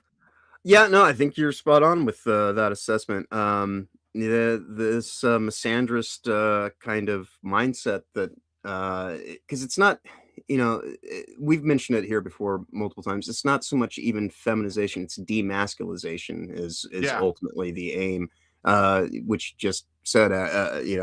But it's anything that this is too steeped in the patriarchy. This is like, no culture is safe from woke white women, I guess. Even a fictional culture can't be allowed to even exist without some kind of rhetorical screaming and bitching about how can this be. And it's like, well, it's just it's a work of fiction, and it's just the way that the lore works, and maybe what they're trying to say is something that you can't understand because you don't even value yourself as women, so that you don't actually even appreciate the idea that in a resource-based culture that women would be utilized for their most important aspects, which are reproductive feminine traits, and that's like, no, we're gonna have it all except for families, and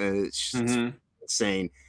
um I e- e- every time over the past few years that like uh, Warhammer, they Warhammer, the game that they put out, what was it, a year ago or a little over now?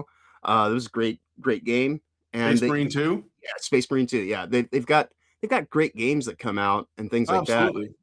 but you know, and there'll still be good games mechanically, but a lot of the thing that has hooked people in, and the reason why it is where it is because about a culture of warfaring dude bros that go that go throughout the universe, uh, just appropriating things. Like I said, there is no diplomacy option in this setting, and so the idea that now something so sacred, right? Like their most elite class somehow has women. Well, then it only makes sense that the lower levels, because you'd have to go through.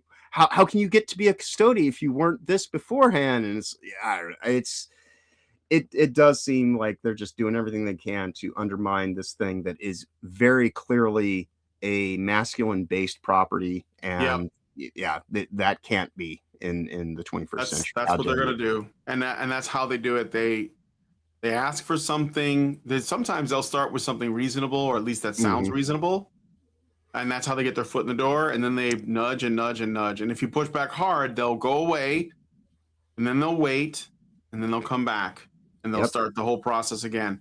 And you just have to like stick to your guns. Like you have that's to right. stick to your guns. So when you cave to the Custodes thing, you open the floodgates. Um, like Gabriel said, and this is true because it just is. I said this in my video. Custodes are handcrafted from the Emperor's own DNA, not Mhm, using gene seeds implants like the Astartes. So it makes even less sense than Astartes because it's like more exclusive. mhm, Norwegian says even the Space Marines are scarce, as each chapter is only allowed to have 1,000 battle brothers at most. So, like that, again, because it's so rare and it's such a specific kind of resource that's extremely mhm, valuable. And I'm sorry, but in a way, uh, the because like the custodies are made from the like the finest of the noble houses. So like so you have mhm, to be from a noble house, and you have to pass all of these tests and all of this rigorous stuff that kills most of them, and then the few that get through are the ones that become custodies. So we're looking at several orders of magnitude of fractions within fractions within fractions. mhm, And yet, and I said this in my video, when you look at I asked I looked into how many of the custodies actually have names. So like you can, most of the time they don't give you names, so you can name them whatever you want. But there are some that are in the lore that have names, and I asked for the names, and the ones with male names make up 95%, and the ones with female names make up 5% because they just released females and they gave them all names. mhm. So but that is already extremely disproportionate because we're talking about 5% of 10,000, right? If you were to take that and extrapolate it. So they're already working, they're exaggerating the numbers. They're doing so. I think it's just bad for the brand, frankly. Yeah. And I think it's a very bad idea. But you're right. I mean, I think the games are like, they're almost like made by different people because I think of them as separate, like a Dark Tide, Vermintide, and Space Marine, and now we're gonna get a couple of other like Dawn of War and things like that. I feel like those people are not the same people that are doing the miniatures stuff, but maybe I'm wrong. But anyway, let me know what you guys think about this one. I'm gonna look at some of your comments, and then we're gonna move on to the next story. Got 2 more to get through. So let me see. John Ford says Beyond Good and Evil 2 will never come out. Yes. Zarang says they hate the hierarchy, but they must be at the top of the hierarchy as long as one exists. Yes, it is. John Ford says it's Jover. Norwegian Black Templar says true 40K fans don't want Adeptus Custodes. Get it? Custodes.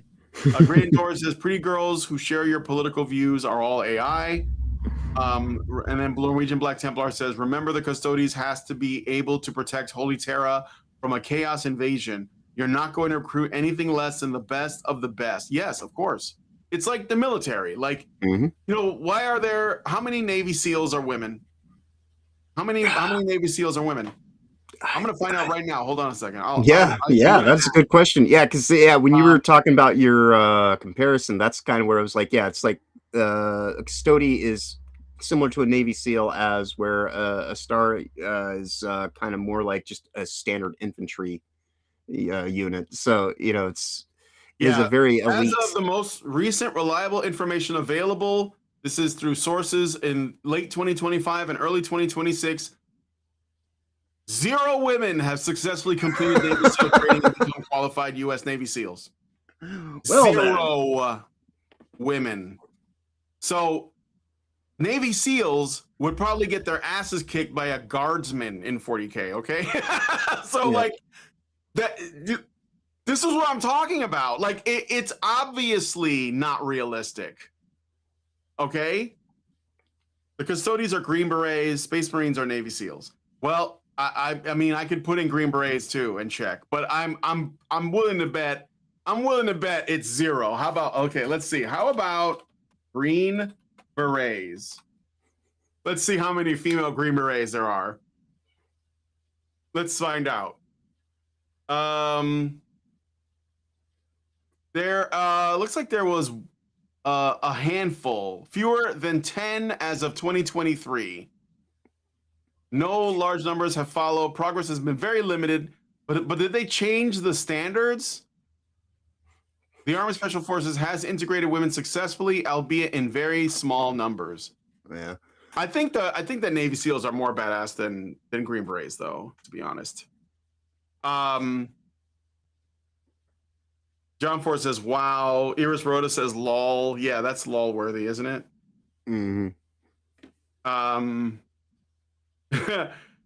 Gabriel says, Black Templars and Space Wolves has significantly more than 1,000 since they don't give a fuck about rules, nerd.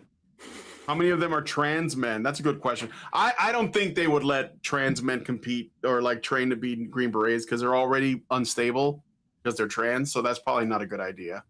But anyway, let me know what you guys. One Hollywood actress made it to the Navy SEALs. Yeah, right. Who was it? Demi Moore? What you guys think about? I didn't see G.I. Jane, but she wasn't trying for Navy SEALs. Let me know what you guys think about this one in the comments. For reference, Terrence Popp was a Green Beret. I think he claimed that a Green Beret had to be able to operate on their own behind enemy lines. Yeah, I think that Navy SEALs are more badass, but maybe I'm wrong. Or at least the training seems to be harder because no women have successfully done it. So, right. All right. Well, let me know what you guys think in the comments. All right. So I want to talk about Fallout, the TV show. So the Fallout TV show is widely considered one of the best video game adaptations ever, with season 1 earning massive praise for capturing the game's dark humor, retro futuristic vibe, visuals, and world building. hitting 93% on Rotten Tomatoes and becoming a huge hit for Prime Video.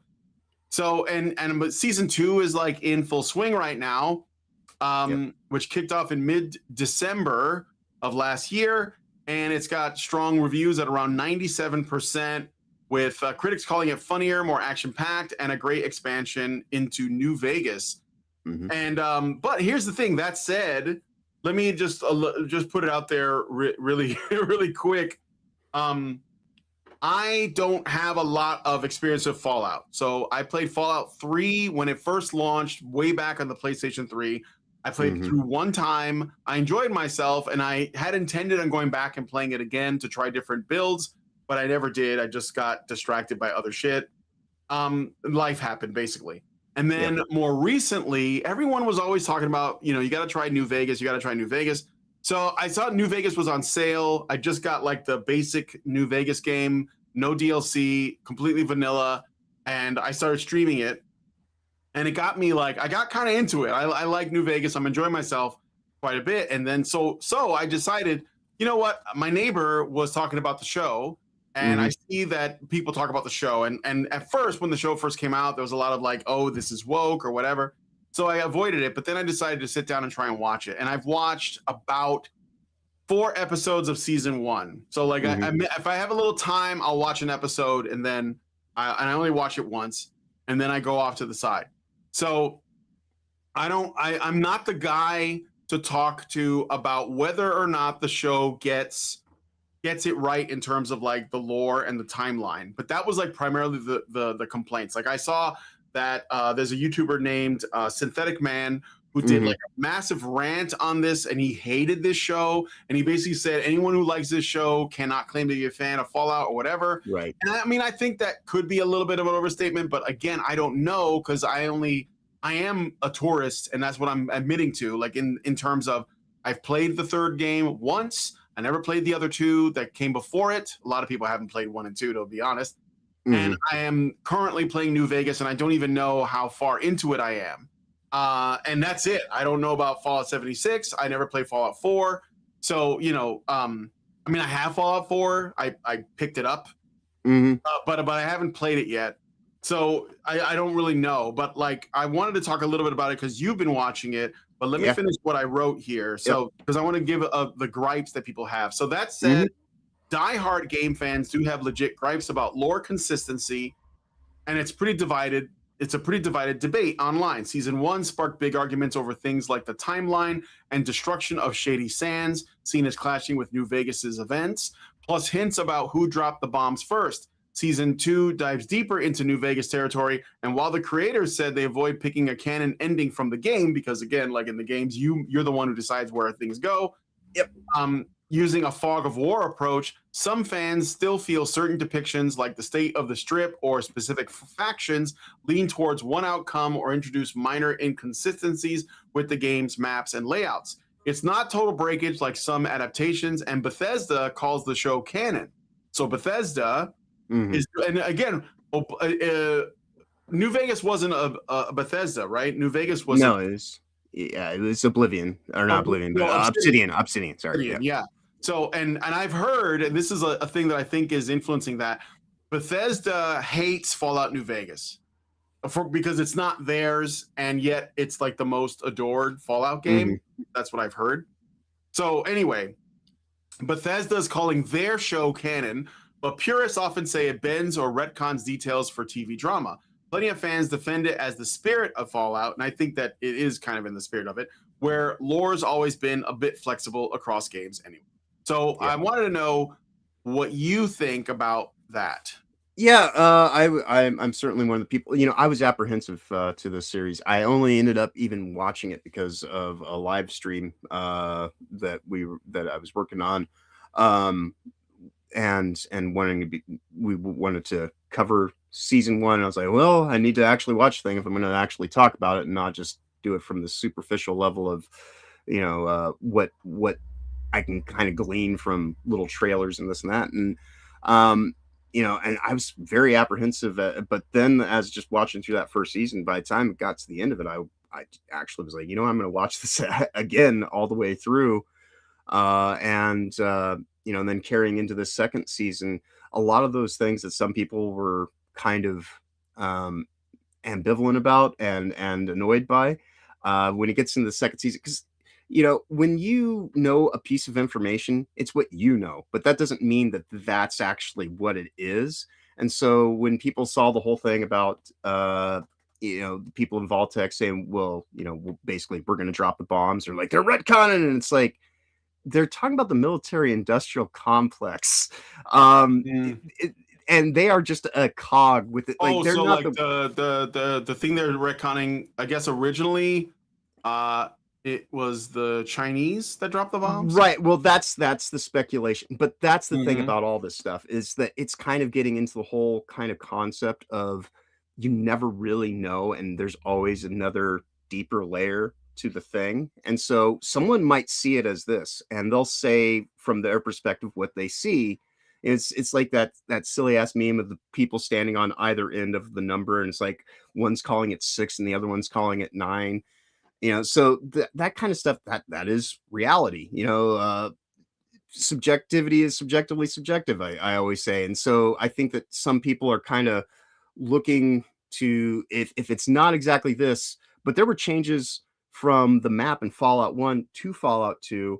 And when you do certain things within an adaptive work, because you're playing through New Vegas, Helios 1 is effectively part of Novak, because it goes Novak, and then there's the old lady scrapyard, Yeah, and yeah, then Helios the one is scrap yard, and then the yeah, and they're Helios one is right there. Yeah. yeah, and they're all just right next to each other. And so, it's like, but that's because you're playing a video game. You want things to be, Oh, so you're accessible saying and that, yeah, like when you're playing a video game and you're in an open world game, they always bring all the things much closer together than they would be, right, because you right, got to traverse the environment to get to a place, right? So it's just far away enough to give the illusion of an open world, but not right. actually be an open world, because like walking, from your house to the park could be like hours. Do you want to spend Yeah, that much time in the game walking there? Like that's right, right. yeah. Anyway, Yeah. go ahead. When I lived in Texas, I used to walk 7 miles to and from work, right?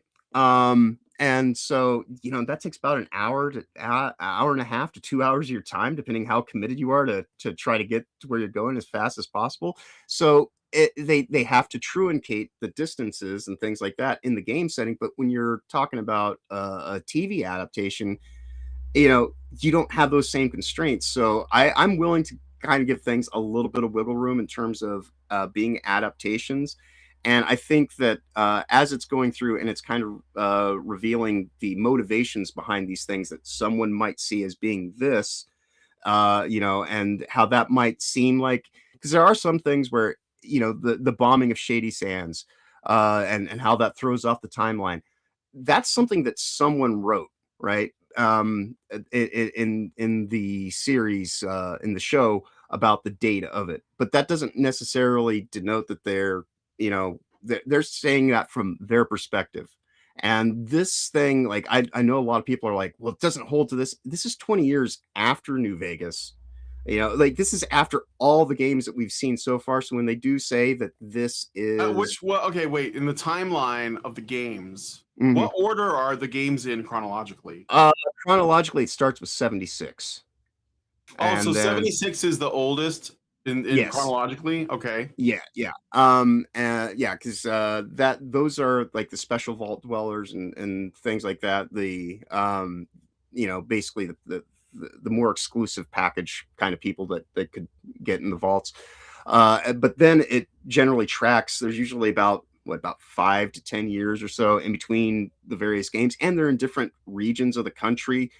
And even though there is some forms of communication that you can kind of send information, it only goes so far though. And so I think that, there's a lot more, kind of the fog of war, because war never changes. So when people see something, they see it through kind of like their own idealistic lens of how they would like this thing to go. And so I think what it actually is revealing, the more you get into it, all these different layers of what may have seemed like it was going against the canon at one point in time. If you actually give this thing a little bit of room to breathe and actually present the fullness of its story, That's just somebody who knew this much information and they saw it at that, from that vantage point, but they didn't know all of this other stuff.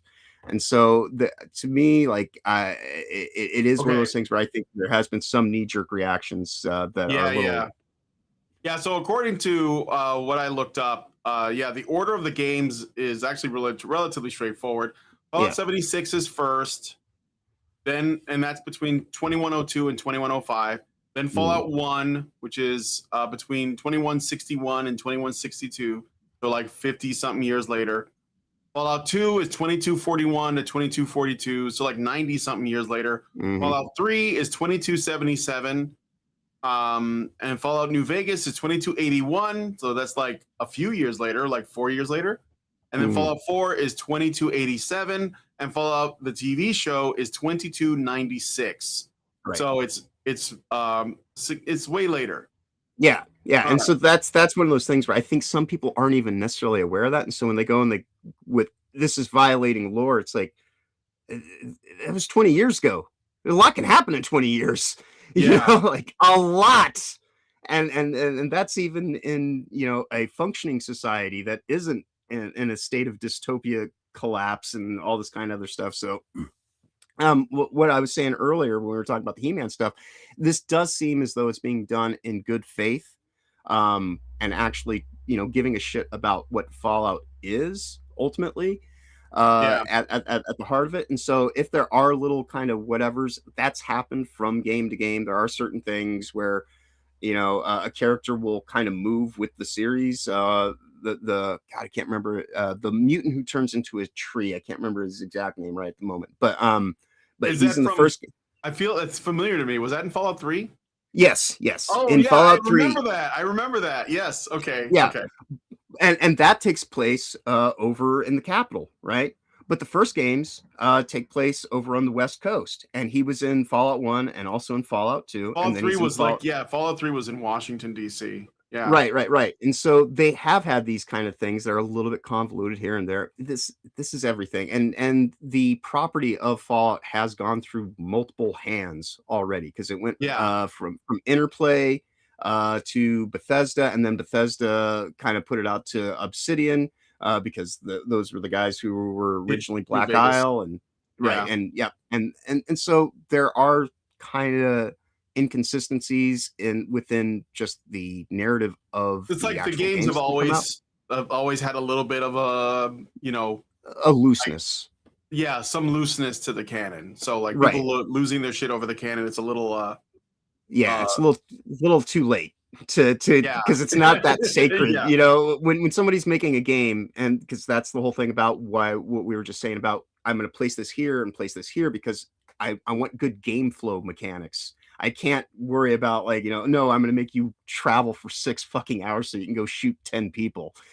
No, like I'm going to make it so that you could just take a hop, skip, and a jump over maybe 2-3 minutes to kill hundreds of people, if you so choose. But it's just, when they say that it's lore accurate, I believe that they mean from this point in the timeline going forward, whatever Fallout 5 will be is going to have these narrative elements going into it. But the narrative elements that are going into this now are in a new,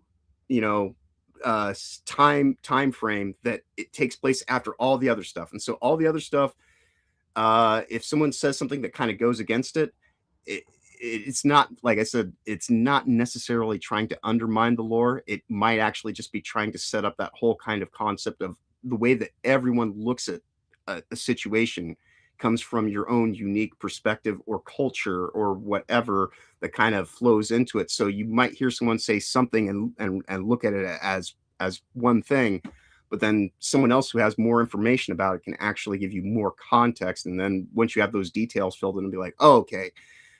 So I think that Fallout, as far as adaptations go in recent years, I think this is probably, I don't know if it's necessarily the best, but it is finding itself to be one of my favorites. Lucy, the primary, protagonist, she's not a girl boss. You know, No. there's countless, and this second season is effectively she gets her ass handed to her, you know, throughout Well, the I haven't first watched season the too. second season, but in the But first one, yeah, she was I won't go into struggling. too many. In Yeah, the first one, she was struggling.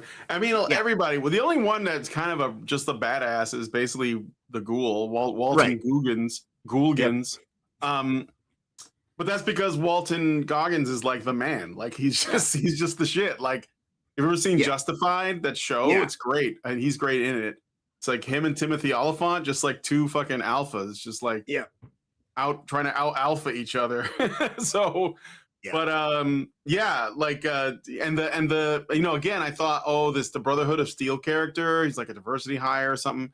But no, he turns out to be relatively compelling. Not again, not the most impressive guy. Hmm. Did you catch? Did anyone? Okay, if anybody's who watched the show, but John, you watched it. Did you Hmm. notice who was originally in the power armor for the Brotherhood of Steel, like the knight that was? I don't Yeah, know if he was killed. Michael But Rappaport. Yeah. yeah, Yeah. Michael Rappaport, exactly. I saw him in there, and I was like, "That's Michael Rappaport, the guy who was shitting on Trump for like 4 years. He Mhm. hasn't said anything lately." I thought it was really funny. Now that, but they kind of made him out to be like an asshole, and I don't know. I just felt like there was a bit of a understanding that Michael Rappaport's kind of an asshole, Right. so they Right. made him play an asshole character. You know?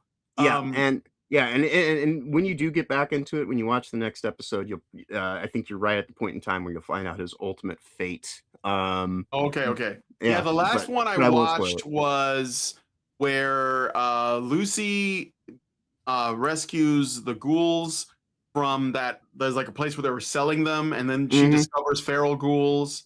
Right. And the robot is voiced by the guy from IT Crowd. Mhm.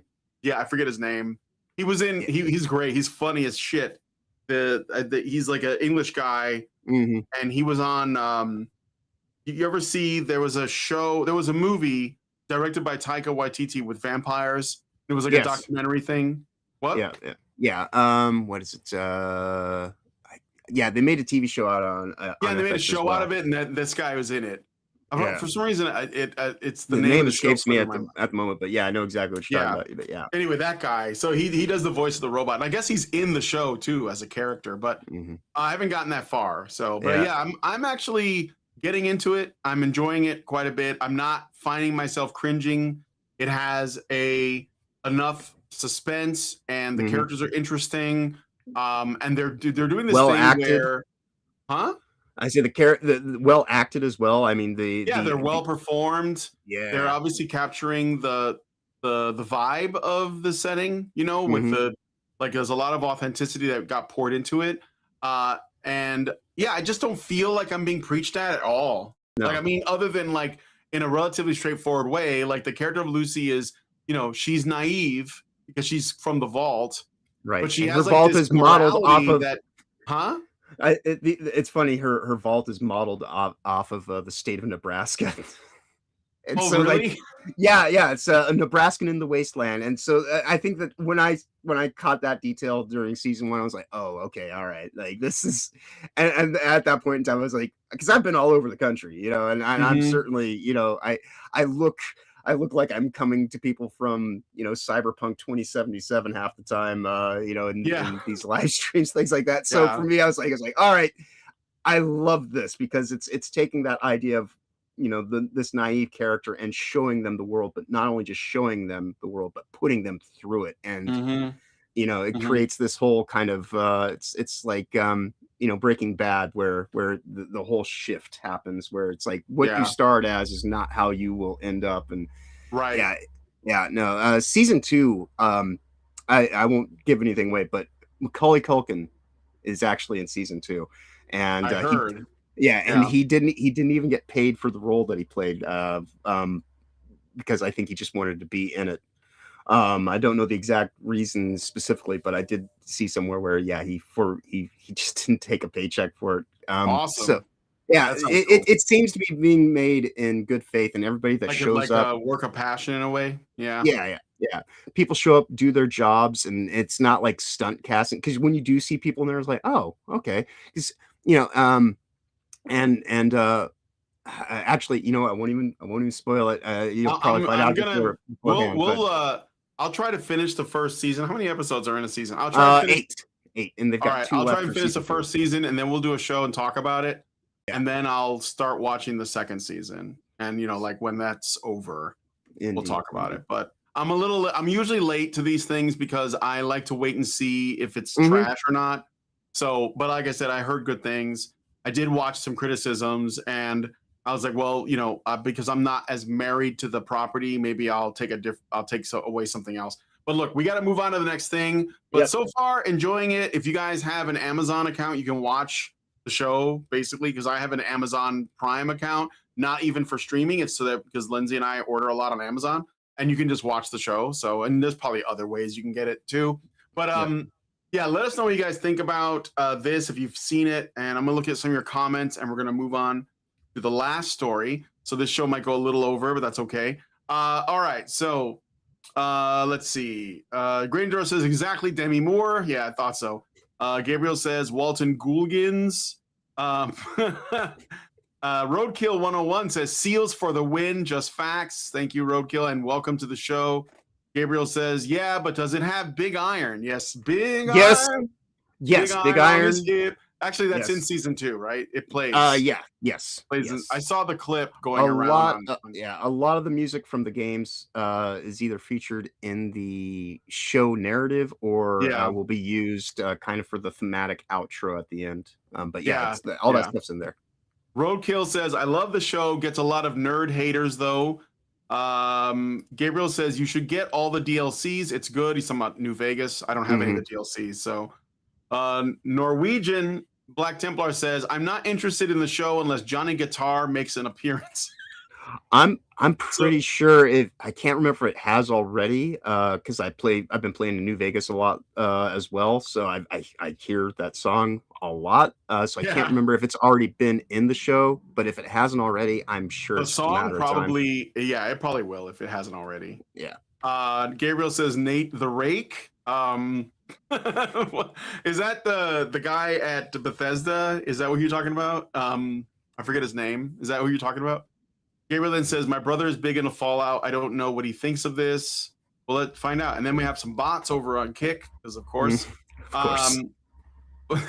Frank Blaskowitz says, Fallout 1 to Fallout 2 are original developers. They have legitimacy for changes. I heard really good things about the original Fallout games for people who are big fans. Great Indoors, and even Fallout Tactics was also made. There was Fallout Tactics is also on that before the timeline. It's like 2197, so like between Fallout 2 and 3, basically. All right. So Great Indoors says 6 or 9 as a smug, self-absorbed centrist. Why not both? Nice. Right. John Ford says, is Antler in the show? I don't know what. Oh, what's Antler? Oh, is that the skull that the mutant talks to? Is that what that is? Yeah. To be quite honest, because again, this is 20 years after New Vegas, and after the other games as well, different time periods. So there really isn't a whole bunch of, hey, here's this character that you know from. There are a few that kind of make sense though. That because it's not really spoiling anything to say that Mr. House is, he's part of New Vegas, so he's part of the series. So there is that character that relates directly from the games, and and the robots. There's every chance that you could encounter robots that you've met here and there, but otherwise they're generally pretty good about letting this be its own story, and not really connecting it with all those characters just for low-level fan service of, oh, they did the thing, and like, they would rather put in Mr. Fisto, than go and try to grab a character from one of the games, I think. So like that's the way they go about doing their fan service, is actually having like these tangible things that you've interacted with rather than specific characters. Iris Rhoda says, I've never played a Fallout game, to be honest. Well, it's not a bad time to start if you want to try it out. I think you can get New Vegas and 3 for pretty cheap. Even 4 probably. I think they're all on sale. Yeah, yeah, they But go on sale fairly frequently. You can usually yeah, pick they all go of on them up for sale like pretty 20 frequently. bucks with DLCs, I think. I think Yeah. that's how I have them again. All right, well, let us know what you guys think about this one in the comments. We're going to quickly try and do the last story. I know we're over time, but I do want to cover this because I think it's hilarious. So, Indeed. we're going to talk a little bit about a company called Pocket Pair. They're the studio that created Pal World. If you guys know what Pal World is, it's Pokemon with guns. It was a very controversial game, but very popular. And Nintendo did not like it one bit, as well as a lot of wokies, because it was an alternative to, like, you know, Dragon Age the Veilguard and this Mhm. other shit that nobody wanted to play. So the CEO of Pocket Pair, Takuro Mizobe, posted on X yesterday. So this is very recent news that they are looking for applicants to work at their company, but that those applicants are required to submit screenshots of their Steam libraries and playtime history. If someone's played 0 games on Steam, they basically get passed over right away. In interviews, they grill candidates on their most played titles, asking deep questions about mechanics and what makes these games stand out. The goal is to hire true Steam gamers who are passionate players themselves, especially of indie stuff on the platform where Pal World thrives. It's gotten a lot of attention as a bold, no nonsense way to find devs who really get gaming, but also it's it's designed to filter out the tourists and fake gamers. You know, Mhm. like the game critics, like the people who work at Sweet Baby Inc., like people like Anita Sarkeesian that basically say, "Oh, I'm totally a gamer, bro." This is like the way that he's filtering it out, and I think it's there's I sense a change in the wind, at least Yep. on the developer front, where they're actually going to be more discerning about who they hire. So anyway, I think this is great news. I don't know what you Oh think. yeah. Oh yeah. No, in the day and age of AI, models being implemented, meritocracy is more important now than ever because if you're going to have a reduced human, focus on how you go about making games.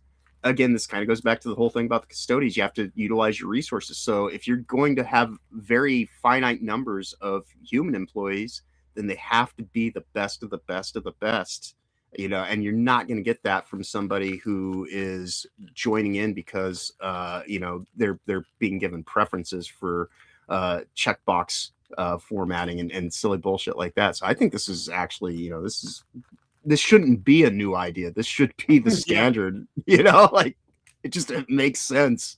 If you're a woman who plays a lot of games and you know what you're doing, and you have good design sensibilities and things like that, by all means, go be in the game industry. I'm not going to hold you back. But if you're yep, just someone who's just kind of like, oh, I would love to see myself in games, but I don't even like them, and that's why I need to see myself. I'll like them more once they do the thing that includes my, whatever.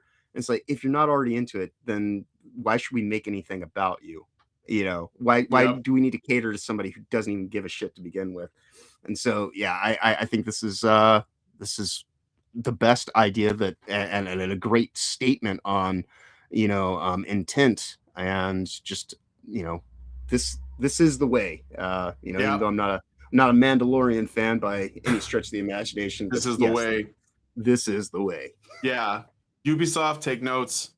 And all you other failing AAA companies, take notes. This is how you strengthen your brand. This is how you get like the best people. Hmm. Stop letting people like force themselves on you. They are basically, mobsters that are shaking you down to give them jobs and money for uh unearned ability. It's like unearned. They just feel like Yep. they deserve it because vagina or dark skin or whatever it is. Yep. So I'm glad for this. I hope that I think they're gonna get some pushback, but I don't give a shit. And I hope that they stay not giving a shit as well. So anyway, do you guys have any thoughts on this? Let me see what you guys said. Norwegian Black Templar says sounds like most women will be filtered out by default. Well, I mean, all you do is put the qualifications there. I'd rather not have like lame ass dudes working on this stuff that don't play games either. Like that Hmm. Reddit mod that went viral last week. Um, Right. Right. And so and this is actually inclusive hiring practices because it's looking at your merit as an individual, not as mhm. what's in between your legs. Exactly. So, yeah, so we're gonna be like wrapping it up here. John, what are you doing this week? What do you got going on? Let's see. Got to watch Red Dwarf again for tomorrow. We're covering season 9, which is just 3 episodes. It's the Back to Earth special that aired. So we'll be covering that tomorrow. So we're starting a little bit early. So we'll be going at 8 a.m. Eastern. But otherwise, you can always find me over on WTF Live Sundays, Tuesdays, and Thursdays at 9 a.m. Eastern throughout the week. And then, of course, Toasty and I do stuff on her channel at 8 p.m. Eastern on Sunday, Tuesday, Thursday, and Friday nights. She was a guest on Chrissy Mayer's Simpcast last Sunday. She had a really great time there, and it sounds like she's going to, pop into that hopefully more often in the future. So those Sunday days may be a little bit flexible, but we'll find out as time progresses how all that stacks out. But yeah, I stream just with Toasty alone. Our 1 year anniversary for the stream is this week. The end of I think the end of the week this week. I think the first live stream we did from the studio was, I think, January 29th, if I remember correctly. And in under a year's time, we've already streamed, mind you, 1,900 hours in the studio as of last night. And that's just that one channel that I'm on. So I'm all over the internet. You're gonna see me somewhere, probably if not here or Will's. You'll probably find me at Toasties, and otherwise I'm probably supplying art to someone else's thing. So I'll just be doing what I always do. But thank you everybody for hanging out with us bright and early on your Saturday morning into the afternoon. It is greatly appreciated. And always a pleasure having these conversations with you at the end of the week. I think, I have some of my best conversations here on this show specifically. So if you do like, following me, definitely do come back if you're here for the first time watching the show and you enjoy what you see. This is what it's like every week. But with that said, of course, you all have a wonderful week going forward. Of course, safe travels ahead. Be awesome as always. All right. Well, thank you for those kind words, John. I appreciate it, and I hope you guys do, consider joining the folks over here. I'm not really sure what to call it, but it's like a gang, and hang out with us on the weekends. But I also do shows during the week. I do streams. I'm streaming New Vegas right now. It's a blind playthrough. Never played it before. Nothing added on. Just going in raw and uncut, and I'm just reacting to shit. And so far, I've already done some things that I guess are pretty amazing. Like I've recruited Boone, so he's my player right now, and Nice. he's wearing a Legion helmet because I gave it to him to put in his inventory. I just put it in his inventory because I wanted to sell it, because these companions make really good pack mules. You can just throw shit on them and they'll just carry it. And he just immediately put it on, and I'm like, okay. And people are like, wow, that's diabolical. Yeah. That's the reverse pickpocketing. If you go and give characters items that are better than the thing they have, then they'll put it on instead, and then you can So because Boone's beret is one of the better items in the game for certain unlocks that it has. Yeah, I'm wearing the beret right now. Yeah, I didn't know it did anything. I'm just wearing it.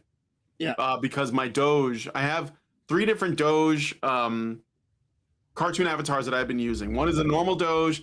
One is the Punished Doge, which is based on Punished Snake from Metal Gear Solid 5. And then the last one is Doge Guevara, which is basically a Doge with a cigar and a beret, like Che Guevara. Yeah. And so when I saw in Fallout you can wear a beret, I'm just like, I'm going to rock the beret, and I'm going to use that Doge as my avatar.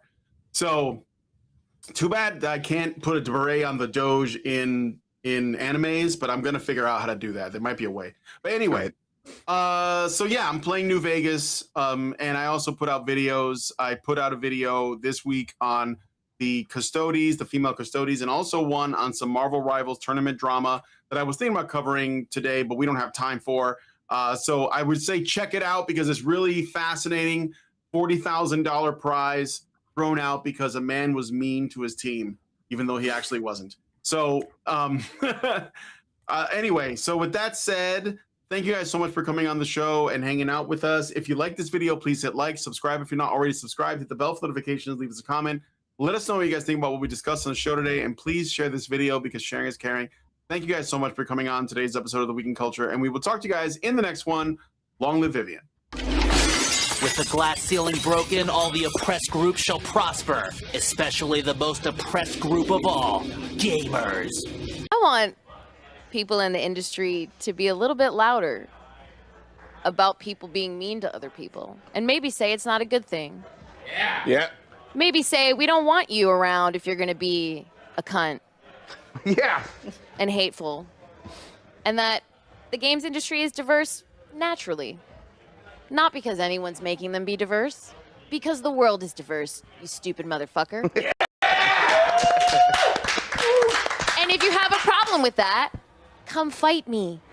Physically. Bitch. Has anyone taken you up on that yet? No, because they're all pussies. Yep. Down here, salt is a way of life. Obviously, the environment down here is all salt. The ceiling's salt, the floor is salt, the walls are salt, and to an extent, the air is salt. And you breathe that in, and you can constantly taste the salt.